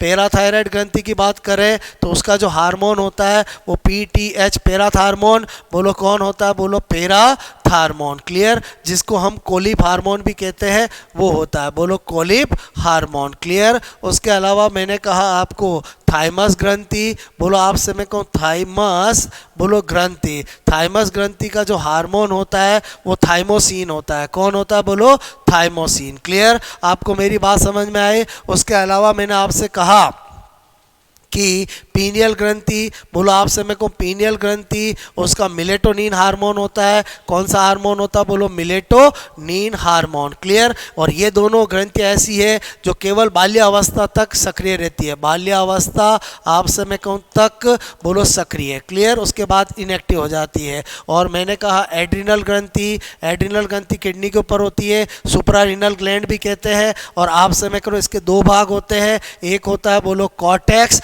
और एक होता है बोलो मेडुला। क्लियर? जो कॉर्टेक्स होता है उससे स्टेरॉइड नेचर के हार्मोन स्रावित होते हैं। एक होता है एल्डो, आपसे मैं कह रहा हूँ एल्डोस्टेरॉन, एल्डोस्टेरॉन आपसे मैं कहूँ कौन सा हार्मोन? एल्डोस्टेरॉन। मैंने कहा कोर्टिसोल, आपसे मैं कह रहा हूँ कोर्टिसोन। ओके, और मैंने कहा आपको सेक्स हार्मोन। क्लियर? और मेडुला से दो हार्मोन, एक एड्रेनलिन और एक नॉर एड्रेनलिन। एक एड्रेनलिन आपसे मैं कहूँ और एक नॉर, मैंने कहा बोलो एड्रेनलिन, आपसे मैं कहूँ नॉर एड्रेनलिन। ये हार्मोन आपसे संबंधित होते हैं। क्लियर? तो मैंने इस तरह से आपको पूरी जितनी भी एड्रिनल ग्लैंड आपसे एंडोक्राइन ग्लैंड होती है उनका मैंने आपको बता दिया। थोड़ा सा आपको अग्न्याशय का पता होना चाहिए, एग्जाम में पूछ लेते हैं। अग्नाशय जो होता है आपसे मिक्सोक्राइन ग्लैंड होता है, जिसका जो एक होता है एक्सोक्राइन पार्ट, आपसे मैं कहूँ एक्सोक्राइन पार्ट वही मैक्सिमम 90% 99% होता है, जिसको हम एसिनी ऑफ आपसे मैं कहूँ पेंक्रियाज कहते हैं। क्या कहते हैं? एसिनी ऑफ पेंक्रियाज। क्लियर? जो अग्नाशय रस का निर्माण करता है। किसका करता है? अग्नाशय रस का। ठीक है? और एक मैंने कहा आइलेट्स ऑफ लैंगरहॉर्न्स, मैंने कहा लैंगरहैंस आपसे मैं कहूँ के द्वीप समूह। ठीक है? द्वीप समूह आपसे मैं कहूँ द्वीप समूह। ओके, जिसके अंदर आपसे मैं कहूँ मेनली अल्फा बीटा आपसे मैं कह रहा हूँ, मैंने कहा डेल्टा सेल होती है, जिसमें अल्फा सेल होती है वो आपसे मैं कह रहा हूँ, मैंने कहा बोलो ग्लूका आपसे मैं गौन हार्मोन का आपसे मैं कहूँ स्त्रावन करती है। और बीटा सेल जो होती है वो इंसुलिन आपसे मैं कहूँ इंसुलिन हार्मोन का स्त्रावन करती है। ये अक्सर एग्जाम में पूछा जाता है। इंसुलिन हार्मोन का स्त्रावन बोलो कौन सी सेल करती है? बोलो बीटा सेल करती है। ग्लूकागॉन का कौन करती है? Alpha cell. आई थिंक आपको मेरी बात समझ में आई होगी। मैंने आपको एंडोक्राइन का सरफेस आइडिया दिया है। नेक्स्ट अपन देखते हैं पाचन तंत्र। ठीक है? पाचन तंत्र यानी मैंने कहा डाइजेस्टिव सिस्टम। ठीक है? डाइजेस्टिव सिस्टम आपसे मैं कहूँ दोस्तों, इसके अंदर एक तो आपको स्ट्रक्चरल का थोड़ा आइडिया होना चाहिए, उसके अलावा डाइजेस्टिव ग्लैंड का और उनके एंजाइम का। तो मैं आपको मेन चीज़ बता देता हूँ। मैंने कहा यहाँ पर पाचन रस आपसे मैं कह रहा हूँ, और यहाँ पर मैं बता देता हूँ उनके अंदर एंजाइम कौन से होते हैं, जो भूलने की चीज़ है, क्योंकि स्ट्रक्चरल वगैरह ऐसी चीज़ होती है जो आपने एक बार पढ़ रखी है तो वो दिमाग में रहती है। बात समझो ना, भूल क्या जाते हैं कि कौन से रस में कौन से एंजाइम थे, वो मैं आपको बता देता हूँ। पहला कौन सा है? बोलो मैंने कहा बोलो आपसे मैं कहूँ, मैंने कहा यहाँ पर बोलो पाचक ग्रंथियाँ। ठीक है? पाचक ग्रंथियाँ और उनका यहाँ पर बोलो पाचन रस का नाम और उनके एंजाइम या बोलो रासायनिक बोलो संगठन। ठीक है? तो मैंने कहा पहला लेते हैं अपन लार ग्रंथियाँ। ठीक है? लार ग्रंथियाँ स्लेवरी ग्लैंड आपको पता होना चाहिए 3 जोड़ी होती है। कितनी जोड़ी? 3 पेयर आपसे मतलब 3 पेयर होती है। क्लियर? और इसका स्त्रावण होता है, उसको लार कहते हैं। और लार में कौन सा एंजाइम होता है? बोलो टाइलिन एंजाइम। ठीक है? बोलो क्या होता है? Ptyalin enzyme. बोलो बात समझ में आए क्या होता है? बोलो टाइलिन एंजाइम होता है। क्लियर? ओके, उसके बाद मैंने कहा दूसरा होता है जठर आपसे मैं को मैंने कहा बोलो जठर ग्रंथियाँ। ठीक है? जठर ग्रंथियाँ मतलब गैस्ट्रिक ग्लैंड, और आपसे मैं को इसके रस को क्या बोलते हैं? जठर रस। क्या बोलते हैं? जठर रस। ठीक है? गैस्ट्रिक जूस क्या बोलते हैं? बोलो इंग्लिश में बोले तो गैस्ट्रिक आपसे मैं को जूस। ओके, और मैंने कहा इसके अंदर एंजाइम कौन कौन से होते हैं? एक मैंने कहा बोलो मैंने कहा पेप्सिन, यानी मैंने कहा बोलो प्रोरेनिन आपसे मैं कहूँ क्या होता है? प्रोरेनिन होता है। बोलो आपसे मैं कहूँ मैंने कहा पेप्सिनोजन। ठीक है? पेप्सिनोजन होता है। बोलो आपसे मैं कहूँ जो कि इनएक्टिव होते हैं, बाद में HCl की प्रेजेंस में ये रेनिन में बदलता है और ये पेप्सिन में बदलता है और ये प्रोटीन पर कार्य करते हैं। उसके अलावा मैंने कहा बोलो आपसे मैं कहूँ यहाँ पर यकृत की बात करूँ, लीवर की बात करूँ, रस का नाम होता है पित्त रस, और इसमें क्या होता है? Enzyme absent. ऐसा कौन सा रस होता है जिसके अंदर एंजाइम एब्सेंट होते हैं? तो उसका नाम होगा क्या? बोलो यकृत यानी लीवर आपसे मैं कहूँ, जिसमें बाइल जूस इसका जूस का नाम है।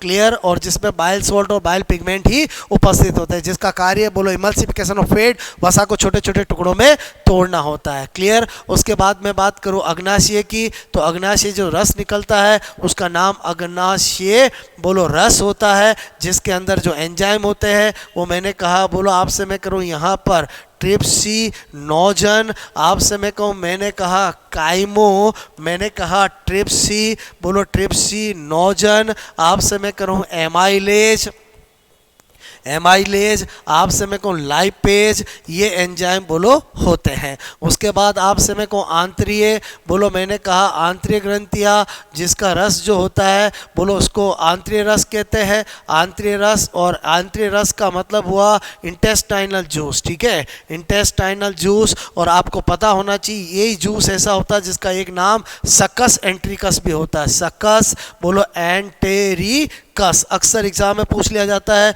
किस जूस को सकस एंटेरिकस कहते हैं, इंटेस्टाइनल जूस को कहते हैं। और इसके अंदर जो कौन से एंजाइम होते हैं, तो मैंने कहा एक इरेप्सिन होता है बोलो आपसे मैं करूँ, उसके अलावा बोलो आपसे लाइपेज होता है, उसके अलावा सुक्रेज होता है, उसके अलावा बोलो माल्टेज होता है, आपसे मैं कहूँ लैक्टेज होता है। मतलब हर वो एंजाइम जो कि क्या करेगा, फाइनल डाइजेशन कंप्लीट करेगा। तो मैंने आपको पाचन तंत्र के अंदर जो 5 डाइजेस्टिव ग्लैंड होती है उनके रस का नाम क्या है और आपसे उनके एंजाइम कौन से होते हैं वो मैंने आपको बता दिया। मतलब डाइजेस्टिव सिस्टम में ये आपको थोड़ा आइडिया होना चाहिए। ओके, उसके बाद श्वसन तंत्र की बात करें तो श्वसन तंत्र के अंदर बोलो एक तो इसका ट्रैक पता होना चाहिए कि बोलो आपसे ट्रैक के अंदर आपका सबसे पहले बोलो एक्सटर्नल नॉस्ट्रिल्स, उसके अलावा आपसे मैं करूँ आपका फेरिंग्स, फेरिंग्स बोलो पाचन तंत्र और श्वसन तंत्र का कॉमन भाग है। उसके बाद लैरिंग्स, फिर ट्रेकिया, फिर ब्रोंकाई, फिर आपसे मैं को लंग्स, और फिर लंग्स के अंदर लॉट ऑफ एल्वियोली। एल्वियोली यानी कुपिकाएँ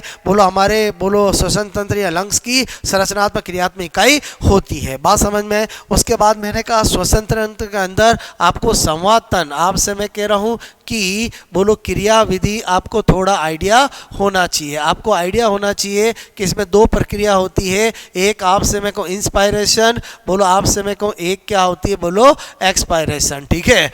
एक्सपायरेशन ये थोड़ा आपका समझा हुआ होना चाहिए, दिमाग में फंडा होना चाहिए। बोलो आपसे मैं करूँ एक को बोलते हैं अंतःश्वसन, आपसे मैं करूँ बोलो एक को बोलते हैं बहिश्वसन, ठीक है। बोलो बहिश्वसन। याद रखने वाली बात क्या है, आपसे मैं करूँ इसका जो इसमें क्या होता है, एयर जो है हम बोलो वातावरण से बोलो वातावरण बोलो आपसे मैं कह रहा हूँ से एयर को किस में लेते हैं बोलो लंग्स में, और इसमें क्या करते हैं लंग्स से बोलो एयर को कहाँ निकालते हैं वातावरण में। क्लियर। और मैंने कहा इसका जो टाइम पीरियड होता है वो आइडियली 2 सेकंड का होता है, और इसका जो टाइम पीरियड होता है वो आइडियली 3 सेकंड का होता है। मतलब 5 सेकंड के अंदर एक ब्रीदिंग कंप्लीट होती है। आपसे मैं कहूँ ये एक एक्टिव प्रोसेस होता है, जबकि ये क्या होता है एक पैसिव प्रोसेस होता है। क्लियर।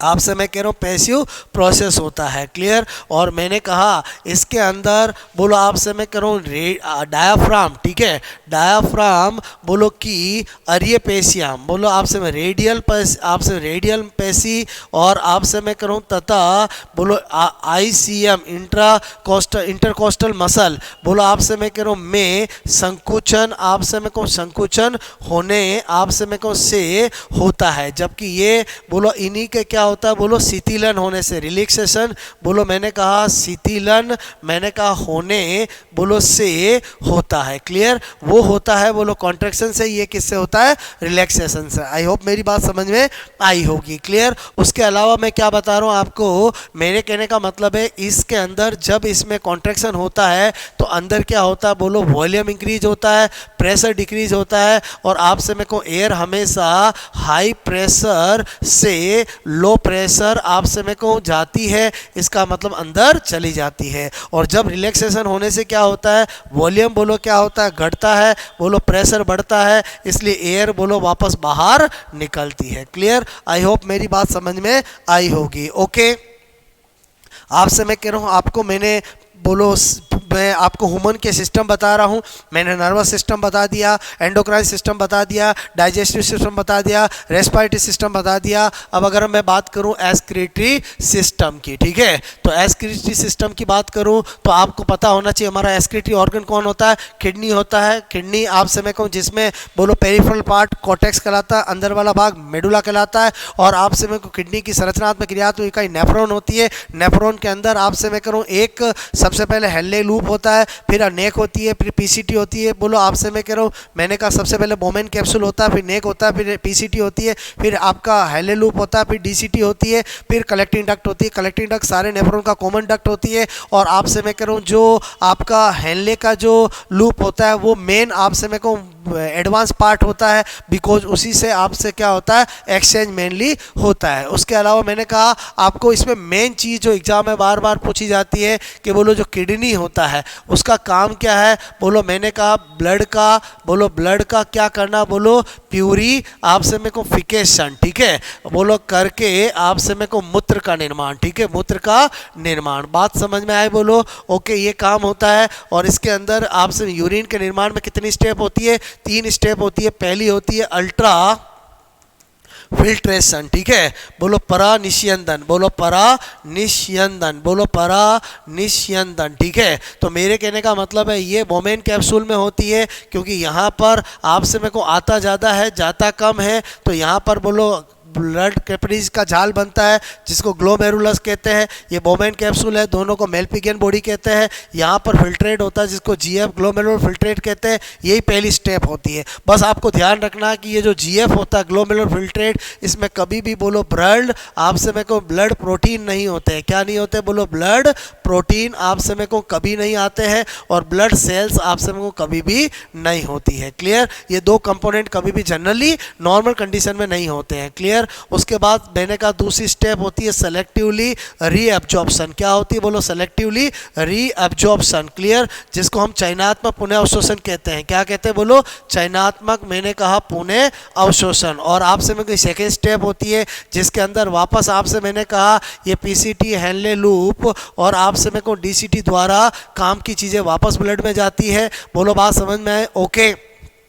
और मैंने कहा तीसरी स्टेप होती है स्त्रावण, जिसके अंदर बोलो आपसे मेरे को H+ है, NH3 है और भी वेस्ट चीज़ें हैं, वो आपसे मेरे को ब्लड से वापस नेफ्रॉन में जाती है। इसको स्त्रावण कहते हैं। आरबीसी सेकंड ग्रेड में बोलो आपको ये पूछा गया है कि इन स्टेप का ऑर्डर क्या होता है। पहला क्या होता है? अल्ट्रा फिल्ट्रेशन, फिर सेलेक्टिव रीअब्जॉर्प्शन, फिर सीक्रेशन, यानी परानिष्यंदन, चयनात्मक पुनर्अवशोषण और स्त्रावण। बात समझ में आए? बोलो थोड़ा सा आइडिया होना चाहिए हम कैसे हैं। बोलो आपसे मैं करूँ नाइट्रोजनस वेस्ट प्रोडक्ट के पॉइंट ऑफ से यूरियोटेलिक है। आपसे में को हम यूरिया का उत्सर्जन करते हैं और यूरिया का निर्माण आपसे लीवर में बोलो ऑर्निथिन साइकिल के द्वारा होता है। बात समझ में? आपको पता होना चाहिए जो रेप्टाइल्स होते हैं, आपसे एवीज होते हैं, आपसे मैं करूँ जो इंसेक्ट्स होते हैं वो यूरिकोटेलिक होते हैं। क्या होते हैं? यूरिकोटेलिक। हम क्या है? बोलो यूरियोटेलिक है। हमारा मेंढक भी क्या है? यूरियोटेलिक है। और अमोनोटेलिक तो बोलो जो लोअर आपसे में एनिमल्स हो गए, जो एक्वेटिक एनिमल्स हो गए। उसके अलावा आपसे में को आपको पता होना चाहिए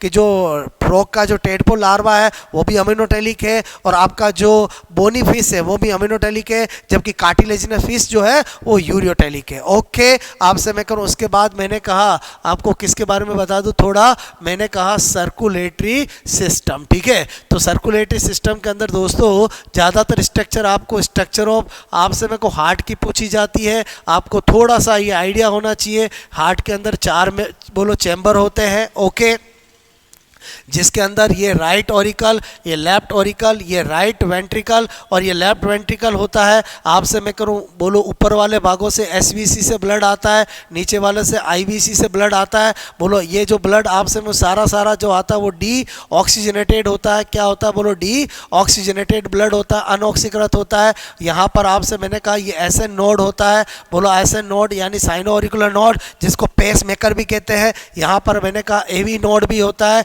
जिसको पैस सीटर भी कहते हैं। और यहाँ पर आपसे मेरे को ट्राइकस्पिड वॉल होते हैं। क्या होते हैं? बोलो ट्राइकस्पिड वॉल होते हैं, जहाँ से ये डीऑक्सीजनेटेड ब्लड आता है। यहाँ से बोलो आपसे मेरे को पल्मोनरी आर्टरी निकलती है, जिसमें ये डीऑक्सीजनेटेड ब्लड दोनों लंग्स में जाता है। बोलो लेफ्ट लंग्स और राइट लंग्स में जाता है। मेरे कहने का मतलब ये कौन है? बोलो पल्मोनरी आपसे मेरे को आर्टरी। पल्मोनरी आर्टरी एकमात्र ऐसी आर्टरी होती है जिसमें अंदर डीऑक्सीजनेटेड ब्लड होता है। फिर मैंने कहा वापस यहाँ पर ऑक्सीजनेटेड होकर के यहाँ पर ये पल्मोनरी वेन, आपसे मैं कह रहा हूँ पल्मोनरी वेन जो होती है बोलो फुफ्फुसी सिरा, इसके द्वारा वापस इसमें आता है और आपसे मेरे को ऑक्सीजनेटेड ब्लड आता है। और ऑक्सीजनेटेड ब्लड जो होता है वो आपसे मैं कह रहा हूँ यहाँ पर मैंने कहा यहाँ पर क्या होता है? बोलो ये बाइकस्पिड वॉल होता है। क्या होता है? बाइकस्पिड वॉल आपसे मैं करूँ, जिसको हम मिट्रल वॉल भी कहते हैं, मिट्रल वॉल भी कहते हैं। उसके द्वारा ये यहाँ पर बोलो आपसे कैरोटिक सिस्टमिक आर्क निकलती है, जिसको हम अरोटा बोलो महाधमनी कहते हैं, महाधमनी कहते हैं। पूरे बोलो आपसे मैं कहूँ धमनी बोलो मैंने कहा पूरी बॉडी के अंदर ब्लड को सप्लाई किया जाता है और वापस ऊपर वाले पार्ट से इसमें और नीचे वाले पार्ट से इससे आता है। थोड़ा सा ये आइडिया होना चाहिए। उसके अलावा मैंने कहा इम्पल्स का ओरिजिनेटेड ऐसे नोड द्वारा किया जाता है। फिर एवी नोड, फिर यहाँ पर बंडल ऑफ हिंज होता है और यहाँ पर परकिंजे फाइबर होते हैं। बात समझ में? जब भी बोलो हार्ट का कॉन्ट्रैक्शन होगा, पहले इस चैम्बर में होगा, फिर इसमें होगा, फिर इन दोनों साथ एक साथ होगा। क्लियर? उसके अलावा मैंने आपको थोड़ा सा आइडिया होना चाहिए कि बोलो हमारी हार्ट रेट जो होती है वो 72 पर मिनट होती है। 1 मिनट में हमारा हार्ट 72 बार बोलो पंप करता, आपसे मैं कह रहा हूँ। और मैंने कहा कार्डियक बोलो आपसे साइकिल बोलो का टाइम पीरियड जो होता है, टाइम पीरियड जो होता है वो आपको पता होना चाहिए 0.8 सेकेंड का होता है। आपसे मेरे को एक बार हार्ट जब हमारा पंप करता है तो आपसे मेरे को एक बार मैंने कहा पंप बोलो करने पर 70 ml ब्लड जो है वो आपसे मेरे को बॉडी में बोलो आपसे मेरे को भेजता है। ठीक है, भेजता है। तो आपको थोड़ा आइडिया होना चाहिए। तो कार्डियक आउटपुट क्या होगा? तो कार्डियक आउटपुट जो होता है, कार्डियक आउटपुट का मतलब होता है 1 मिनट में हार्ट कितना फेंकता है।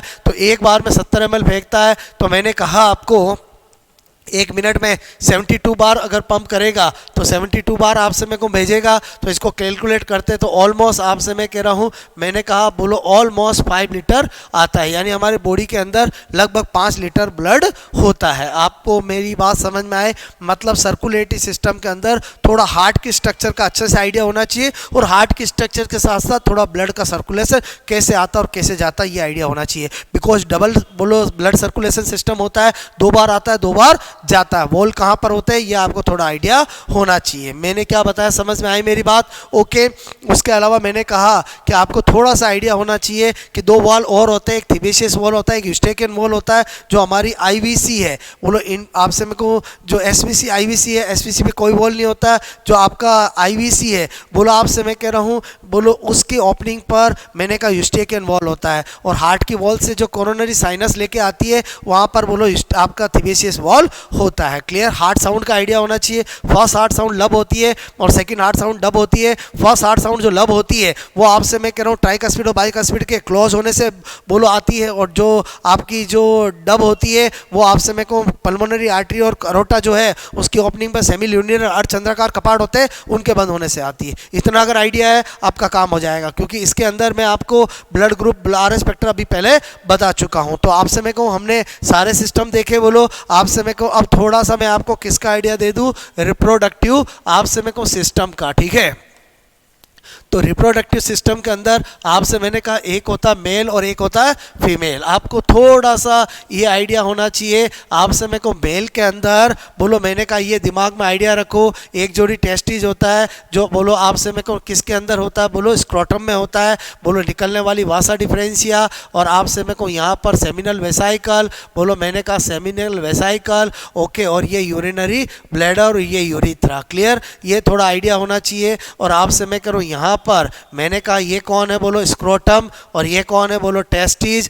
और मैंने कहा टेस्टिस के अंदर क्या होती है बोलो सेमिनी, मैंने कहा सेमिनी फेरस ट्यूब्यूल्स, जिसके अंदर क्या होता है बोलो स्पर्मेटोजेनेसिस होता है। स्पर्मेटोजेनेसिस होता है मतलब स्पर्म का निर्माण होता है। ठीक है, ओके। और ये मैंने क्या बोला आपको, मैंने कहा ये सेमिनल बोलो वेसाइकल है। ठीक है, शुक्राशय हैं बोलो क्या है, शुक्राशय हैं। क्लियर? जो सीमन का पार्ट बनाते हैं। और आपसे मेरे को ये क्या है बोलो, मैंने कहा वासा डिफरेंशिया है। क्या है बोलो, वासा डिफरेंशिया। ठीक है, वासा डिफरेंशिया यानी शुक्र। आपसे मैं करूँ शुक्र क्या है बोलो, वाहिनी। ठीक है, शुक्र मैंने कहा बोलो वाहिनी होती है। क्लियर? उसके बाद ये इजैकुलेटरी डक्ट होती है। क्या होती है? Ejaculatory duct. ये क्या होता है बोलो, प्रोस्टेट, आपसे मैं कहूँ प्रोस्टेट ग्लैंड, ये भी आपसे मैं कह रहा हूँ एक होती है और सीमन का बोलो भाग बनाती है। यहाँ पर मैंने कहा बोलो एक जोड़ी काउपर ग्लैंड होती है, क्या होती है बोलो, काउपर्स आपसे मैं कहूँ ग्लैंड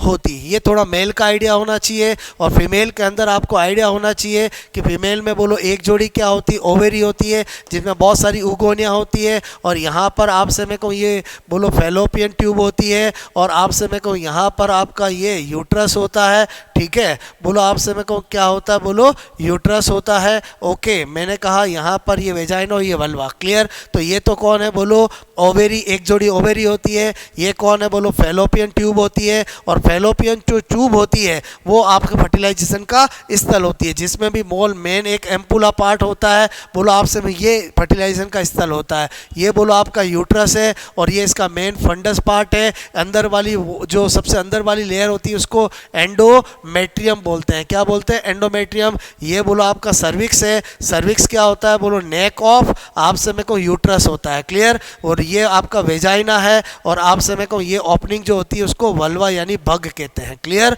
ओके, आपसे मेरे को मेल और फीमेल का थोड़ा आपको ये आइडिया होना चाहिए। बात समझ में आए। यहाँ पर मेल यूरिथ्रा में बार्थोलिन ग्लैंड होती है जो काउपर ग्लैंड का बोलो आपसे मैं कहूँ बिल्कुल सिमिलर होती है। बात समझ में आए। अब मैंने कहा आपको एक एम्ब्रियोलॉजी, ठीक है, बोलो एम्ब्रियोलॉजी, ह्यूमन एम्ब्रियोलॉजी आपसे मेरे को बहुत इंपॉर्टेंट है। आपको थोड़ा सा मैं आइडिया दे रहा हूँ कि इसमें आपको क्या ध्यान रखना है। 3 स्टेप आपसे मेरे को, एक मैंने कहा गैमेटोजेनेसिस, ठीक है, बोलो गैमेटोजेनेसिस आपसे मैं कहूँ जेनेसिस, ओके, जिसमें 2 होता है। एक आपसे मैं कहूँ स्पर्मेटोजेनेसिस, स्पर्मेटोजेनेसिस आपसे मैं करूँ, और एक क्या होता है बोलो oogenesis, ठीक है, एक प्रोसेस होता है। आपसे मैं कहूँ स्पर्मेटोजेनेसिस में भी 3 प्रावस्थाएं होती है, बोलो एक होती है मल्टीप्लिकेशन, आपसे मैं कहूँ एक होती है ग्रोथ, और एक होती है मैच्योरेशन, ठीक है। आपसे मैं करूँ इसमें भी 3 होती है, ये ओवेरी में होता है और ये बोलो आपसे टेस्टिस में होता है। इस गैमेटोजेनेसिस में हम स्पर्म और एग का निर्माण कर लेंगे।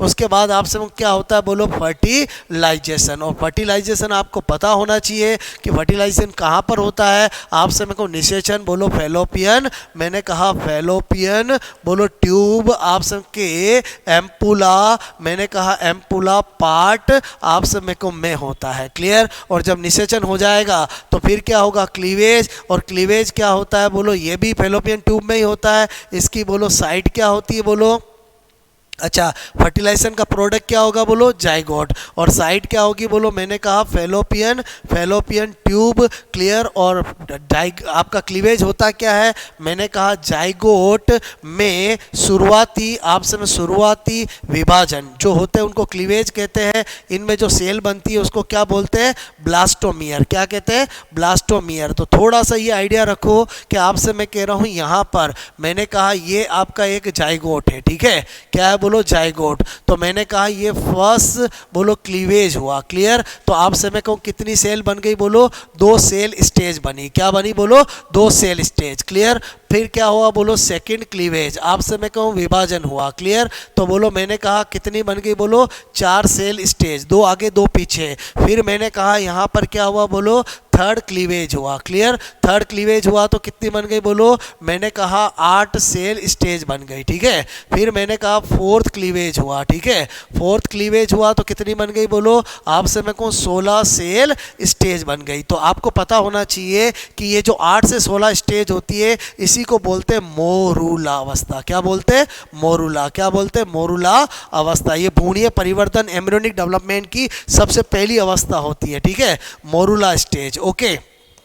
जो 8 से बोलो 16 सेल स्टेज होती है जिसके अंदर एम्ब्रियो बोलो पूरी तरह से आपसे मैं कहूँ एक बोलो फुटबॉल की तरह बोलो आपसे मैं कह रहा हूँ बोलो मॉरस एल्बा सहतूत के फल की तरह होता है। बोलो उसके बाद क्या होता है, यहाँ पर मैंने कहा आपको कुछ सेल जो होती है वो आपसे मैं कह रहा हूँ अपनी जगह से हटती है, और यहाँ पर मैंने कहा बोलो आपसे मैं कह रहा हूँ यहाँ पर ये क्या बनती है बोलो, मैंने कहा ब्लास्टो बोलो ब्लास्टो सील बनती है, क्लियर। तो इस अवस्था को क्या कह देते हैं, ब्लास्टूला। और ह्यूमन के अंदर जो ब्लास्टूला होता है वो ब्लास्टोसिस्ट ब्लास्टूला होता है, क्या होता है बोलो ब्लास्टो आपसे मैं कहूँ सिस्ट ब्लास्टूला, ठीक है। और आपसे मैं कहूँ ब्लास्टोसिस्ट बोलो ब्लास्टूला होता है। और ब्लास्टोसिस्ट अवस्था में क्या होता है बोलो, इम्प्लांटेशन होता है। क्या होता है? इम्प्लांटेशन। इसका मतलब ये हुआ आरोपण होता है। कहाँ पर बोलो? गर्भाशय में। ठीक है, गर्भाशय में। तो इसका मतलब हुआ इतनी सारी चीज़ें कितने दिन में हो जाती है? 7 दिन में। 7वें बोलो 7 डे आपसे फर्टिलाइजेशन के 7वें दिन। अब आप इमेजिन करो कि आपसे मैं करूँ, ये मैंने आपसे कहा था कि ये बोलो आपका क्या था बोलो, मैंने कहा आपको, मैंने कहा ठीक है, ये बोलो आपसे मैं कह रहा हूँ क्या है बोलो, आपका यूट्रस है। कौन है बोलो? यूट्रस है। क्लियर? तो यूट्रस के अंदर आपसे मैं कहूँ, मैंने कहा मैटरनल और बोलो फीटल, आपसे मैं कह रहा हूँ यहाँ पर मैंने कहा बोलो यहाँ पर ये जो है वो क्या है बोलो, प्लेसेंटा है। ठीक है, जो मैटरनल विलाई और आपका बोलो फीटल विलाई का कनेक्शन होता है, ये आपका फीटस है, आपसे मैं कहूँ फीटस है, और ये क्या है? यूट्रस है। क्लियर? और इस बोलो आपसे मैं करूँ, अब इसके अंदर बोलो यहाँ पर क्या होगा बोलो, गैस्ट्रुला चलेगा। क्या चलेगा? गैस्ट्रुला। सबसे महत्वपूर्ण अवस्था होती है जिसके इसके अंदर तीनों जर्मिनल लेयर का निर्माण होता है, एक्टोडर्म, मेसोडर्म, एंडोडर्म का बोलो डिफरेंशिएशन होता है, ऑर्गेनोजेनेसिस होता है। इसका मतलब हुआ यहाँ तक शुरुआती विभाजन जो होते हैं वो क्लीवेज वाले होते हैं, और क्लीवेज वाले में कभी भी साइज नहीं बढ़ती है, लेकिन जब नॉर्मल विभाजन होने लगेंगे तो भ्रूण की साइज होने बढ़ने लगेगी। बात समझ में आए? तो आई थिंक आपको ये मैंने एक आइडिया दिया। इसके अलावा आपको टेस्ट ट्यूब बेबी का आइडिया होना चाहिए, बिकॉज ये आपके सिलेबस में दे रखे हैं। तो टेस्ट ट्यूब बेबी का मतलब होता है इन विट्रो फर्टिलाइजेशन, यानी टेस्ट ट्यूब के अंदर आपसे मैं कह रहा हूँ जो नेचुरली फैलोपियन ट्यूब में फर्टिलाइजेशन होता है वैसा लैब में किया जाता है, और उसके बाद आपसे मैं करूँ 16 से 32 सेल स्टेज के अंदर आने पर आपसे मैं उसको मदर के अंदर बोलो यूट्रस में इम्प्लांट करने के लिए छोड़ लिया जाता है। अगर मदर का यूट्रस पहले से निकाला जा चुका है, यानी हिस्टेक्टोमी कर चुका है, या बोलो उसके यूट्रस के अंदर कोई बोलो सिस्ट है या कोई बोलो गठान है, तो किसी बोलो किराए की माँ का यूज करते हैं जिसको सरोगेट मदर कहते हैं। आपसे मेरे को टेस्ट ट्यूब बेबी आपको ये आइडिया होना चाहिए। आई थिंक आपको मैंने आज बोलो आपसे मैं कह रहा हूँ बोलो जो मैंने टॉपिक आपको आज मैंने लक्ष्य टारगेट लेके चला था वो मैंने एक्सप्लेन कर दिया। अगेन मैं आपसे कह रहा हूँ ये मैं मेरा आपको एक्सपीरियंस बता रहा हूँ कि बोलो इस तरह से बायोलॉजी के अंदर थोड़ा आपको फास्ट रैपिड कि हर टॉपिक में क्या याद होना चाहिए वो पता होना चाहिए। आई होप आपको मेरी बात समझ में आई होगी। मैंने 12-13 टॉपिक आपको करा दिए, इस तरह से एक लेक्चर और जिसमें आपको मैं सारा प्लांट का और वो भी बता दूंगा। बस आप थोड़ा सा इनको अच्छे से जब भी आपको टाइम मिले एक बार आप इसको आप देख लो और सुन लो, तो आपको एक कॉन्फिडेंस आ जाएगा कि रैपिड फास्ट एक तरह से बायोलॉजी के 10-15 टॉपिक को हम कैसे 1.5 घंटे में तैयार कर सकते हैं। आई होप आपको मेरी बात समझ में आई होगी। क्लियर? ओके। और आप बताना मुझे आपको कैसा लगा, और अगर आप और कुछ भी आपकी डिमांड है तो आप मुझे बोलो कमेंट बोलो, आपसे यूट्यूब पे कमेंट बॉक्स में आप बता सकते हैं, ताकि मैं उस पर आपको 1-2 दिन में वर्क करके और आपके लिए बेटर कर सकता हूँ जो आप चाहते हैं। आपकी जो भी आप चाहते हैं कि मेहता सर हमारे लिए काम कर दे, बिकॉज मैं अभी आपके लिए जो आप कहोगे मैं करने के लिए तैयार हूं, बिकॉज मैं चाहता हूं कि आपका जो एग्ज़ाम है 24 तारीख को वो इतना अच्छा हो कि आपको उसके लिए कोई कमी ना रहे। बात समझ में आए? Okay, best of luck.